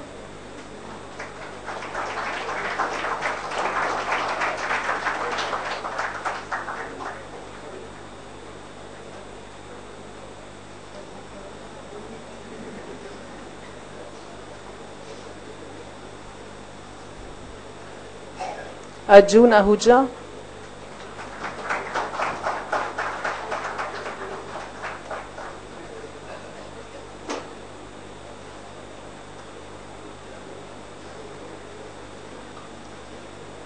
Asta Solanki.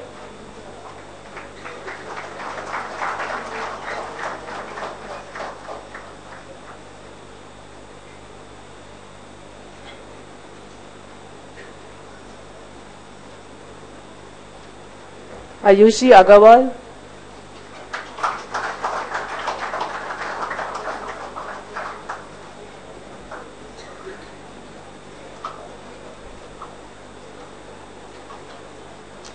Dipanka Agarwal.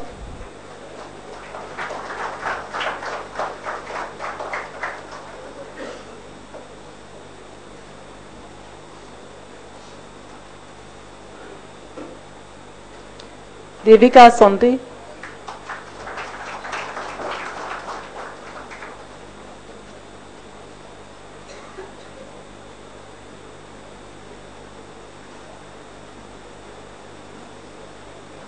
Himanshu Gagas.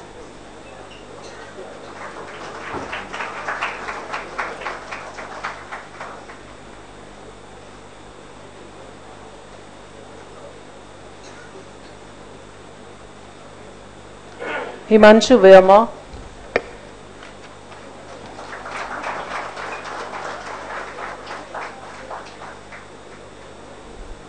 Jatin Thapa.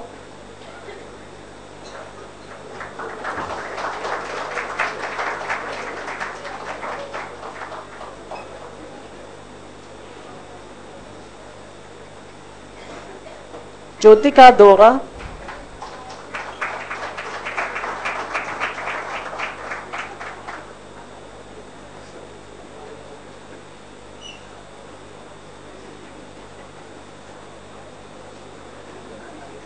Karan Kalra.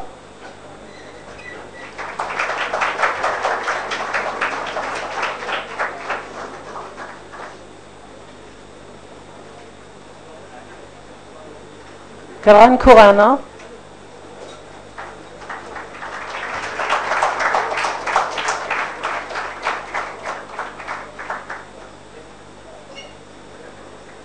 Karan Gupta.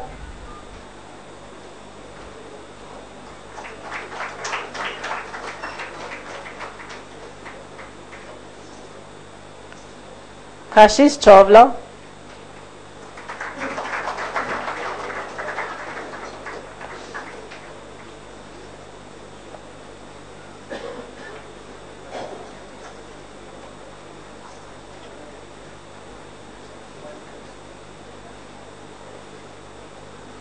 Chitis Bakshi.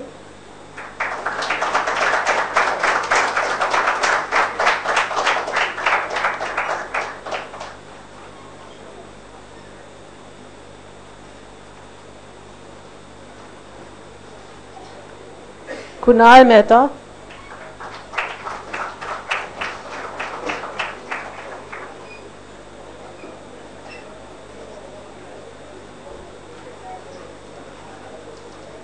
Lakshai Patri.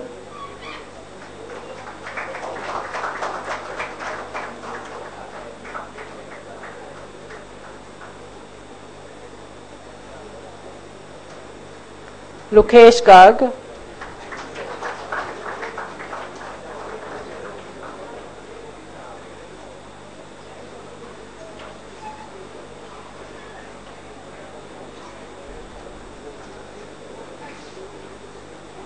Manik Malhotra.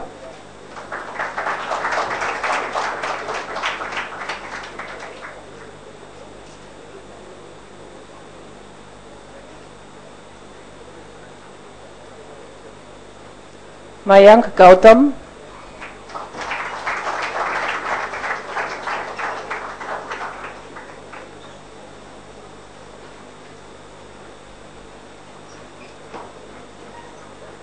Mayank Verma.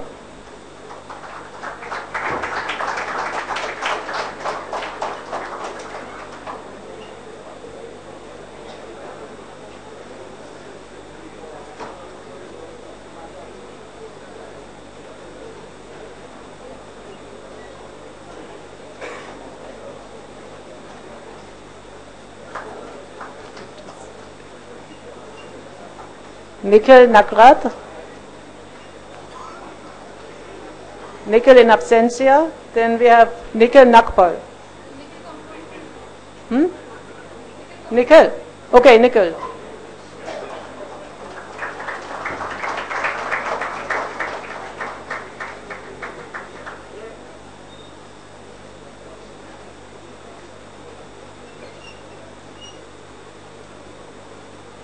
So Nikhil Nakrat, is he here? No. Nikhil Nakpal? Okay.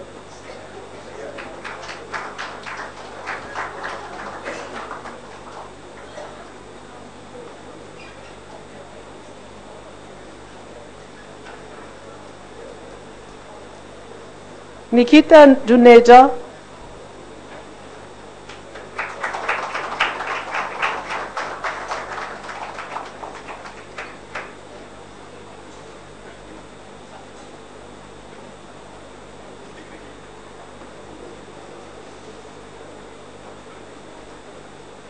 Nishant Jain.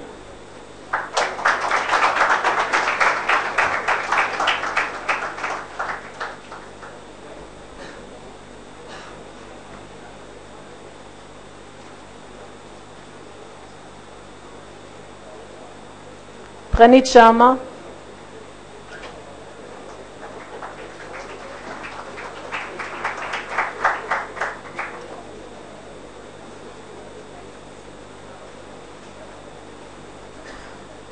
Priyanka Kumar.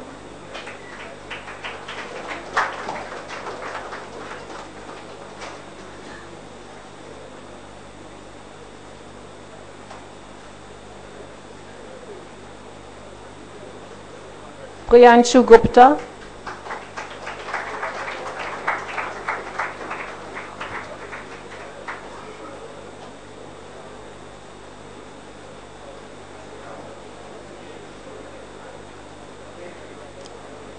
Riya Goel in absentia. Ruchika Kohli.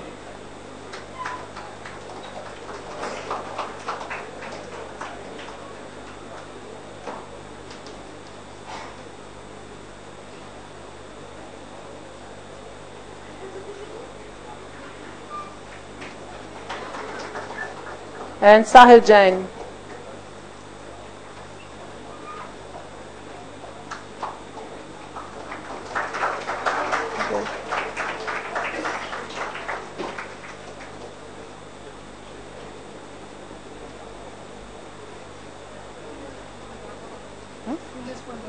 Okay, Raghav Anand.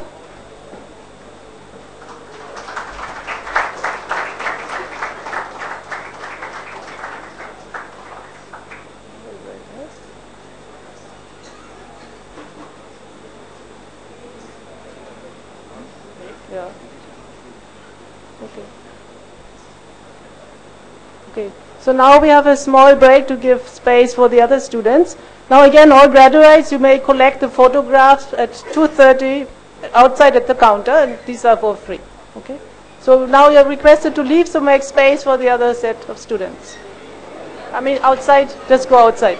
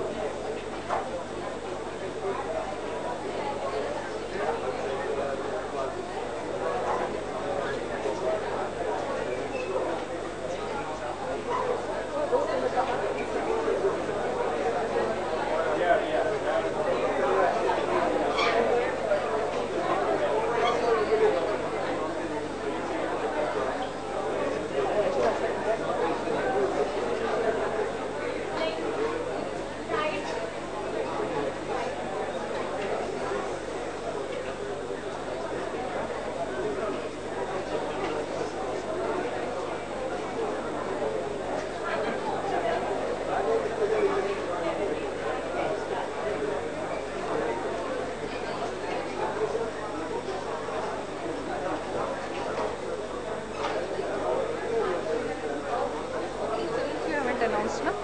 Yes, I was told 46 is last. I should continue with Sakshi. Yeah. So this nickel was wrong.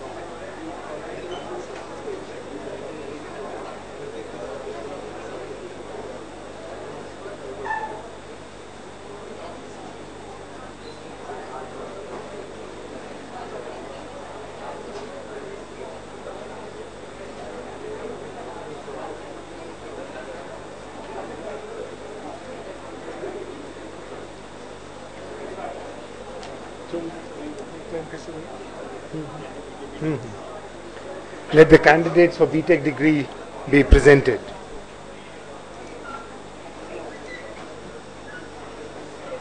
Yeah, we proceed with Sakshi Saini.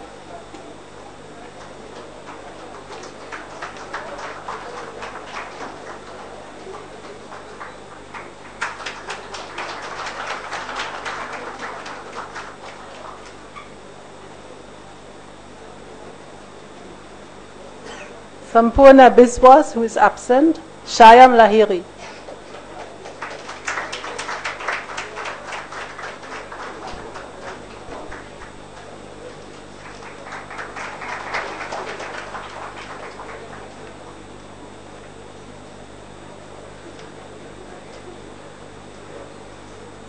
Shipra Behra.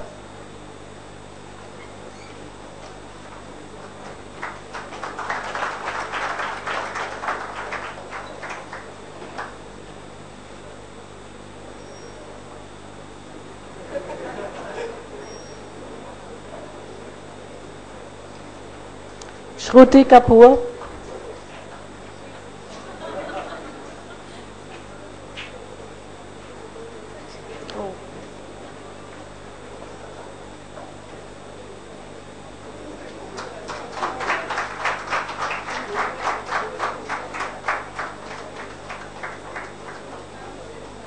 Shreyasi Agrawal.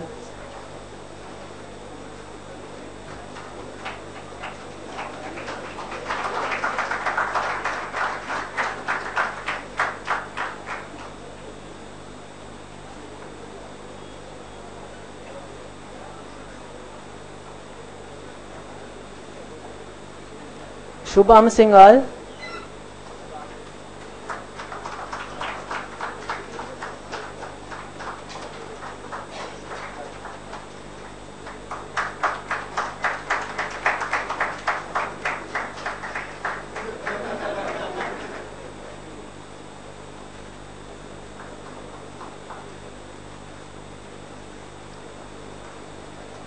Shubhansh Agrawal.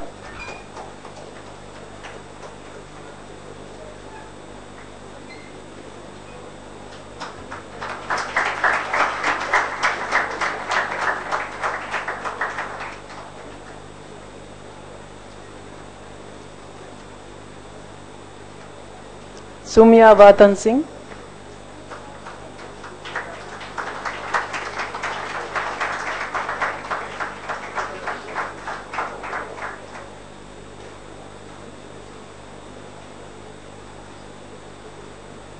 Sukriti Jain.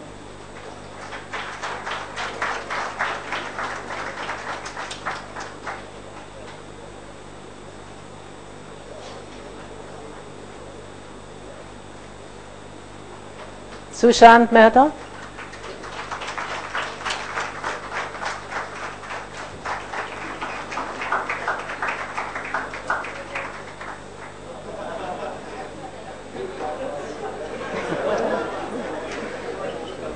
Udit Verma.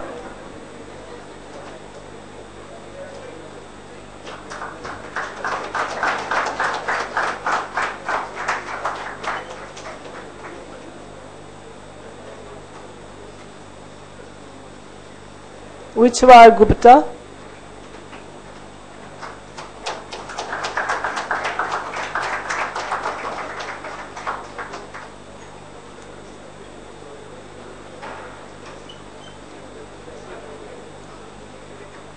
Utkarsh Bhardwaj.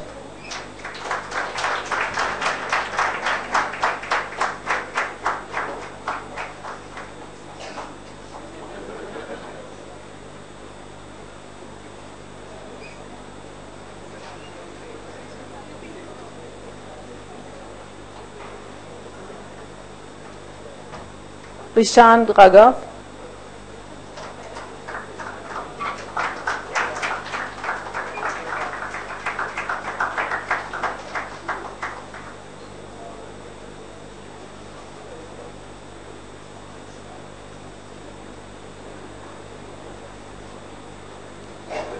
Vinayak Chopra.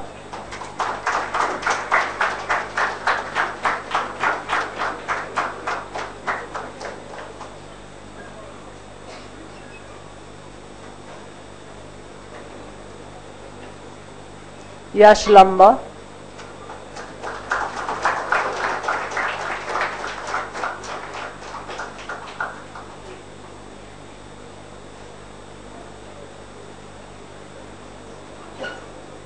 Aditya Gulati.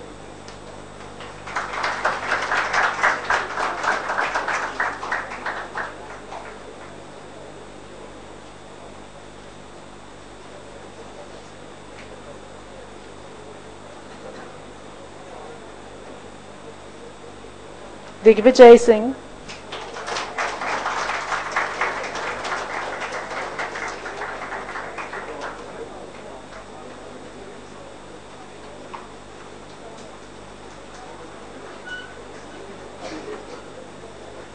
Sumit Agarwal.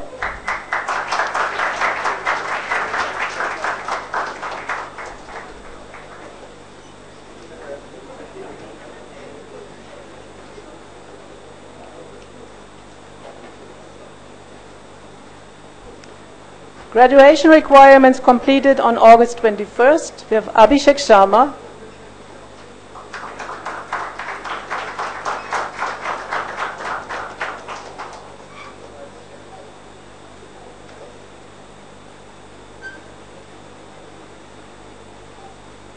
Aditi Lal.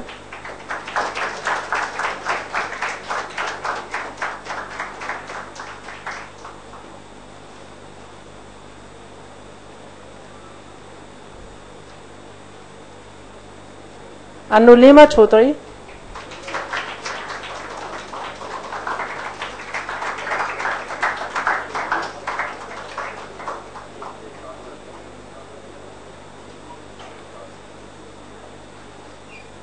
Apurv Saini.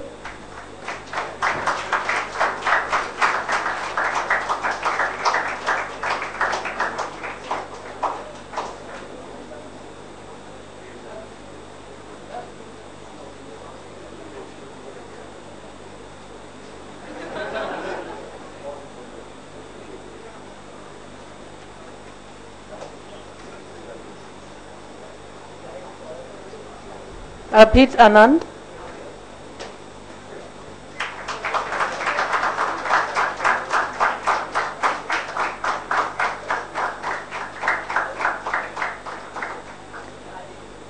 Ayushi Goal,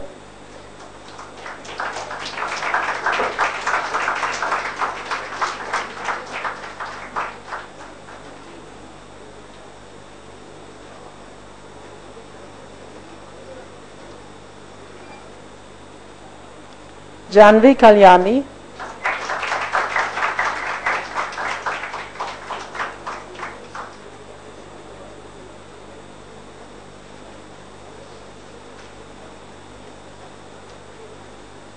Kirti Lamba,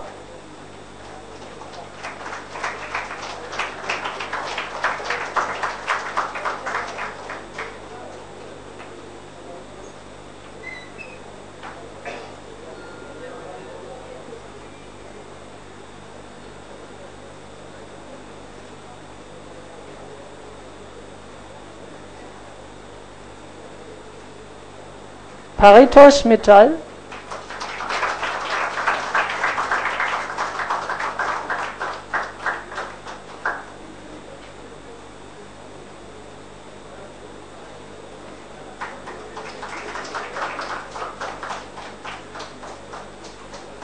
Prachi Agarwal,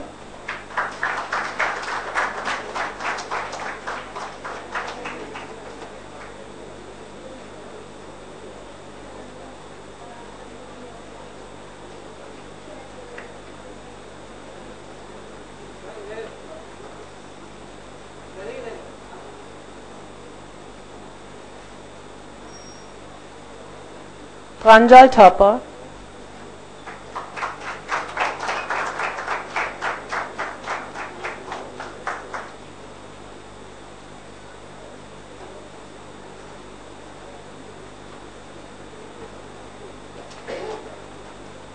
Purojit Negi,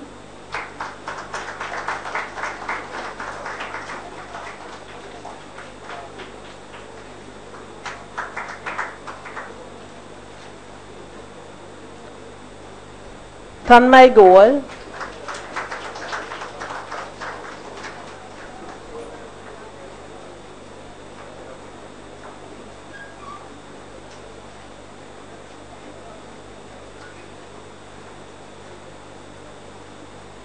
Tanya Mishra,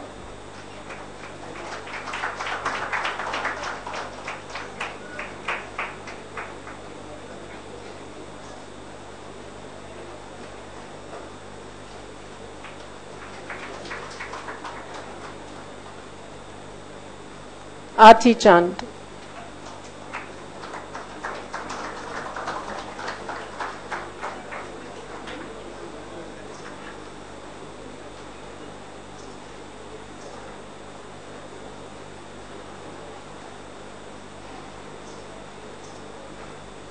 graduation requirements expected to complete on December 21st. Anirudh Chakravarti,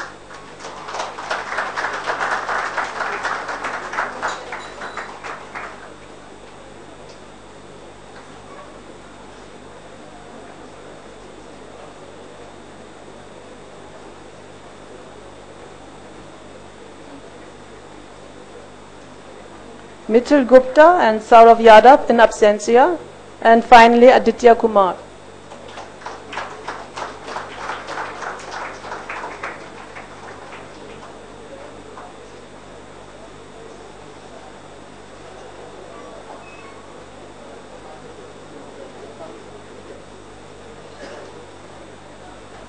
Okay.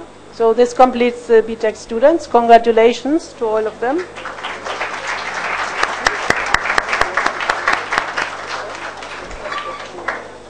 That's the last of the degrees.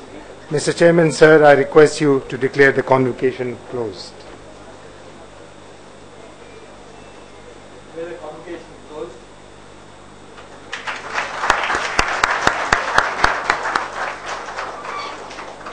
So the program ends here. We are all invited for lunch, but the students are requested to wait.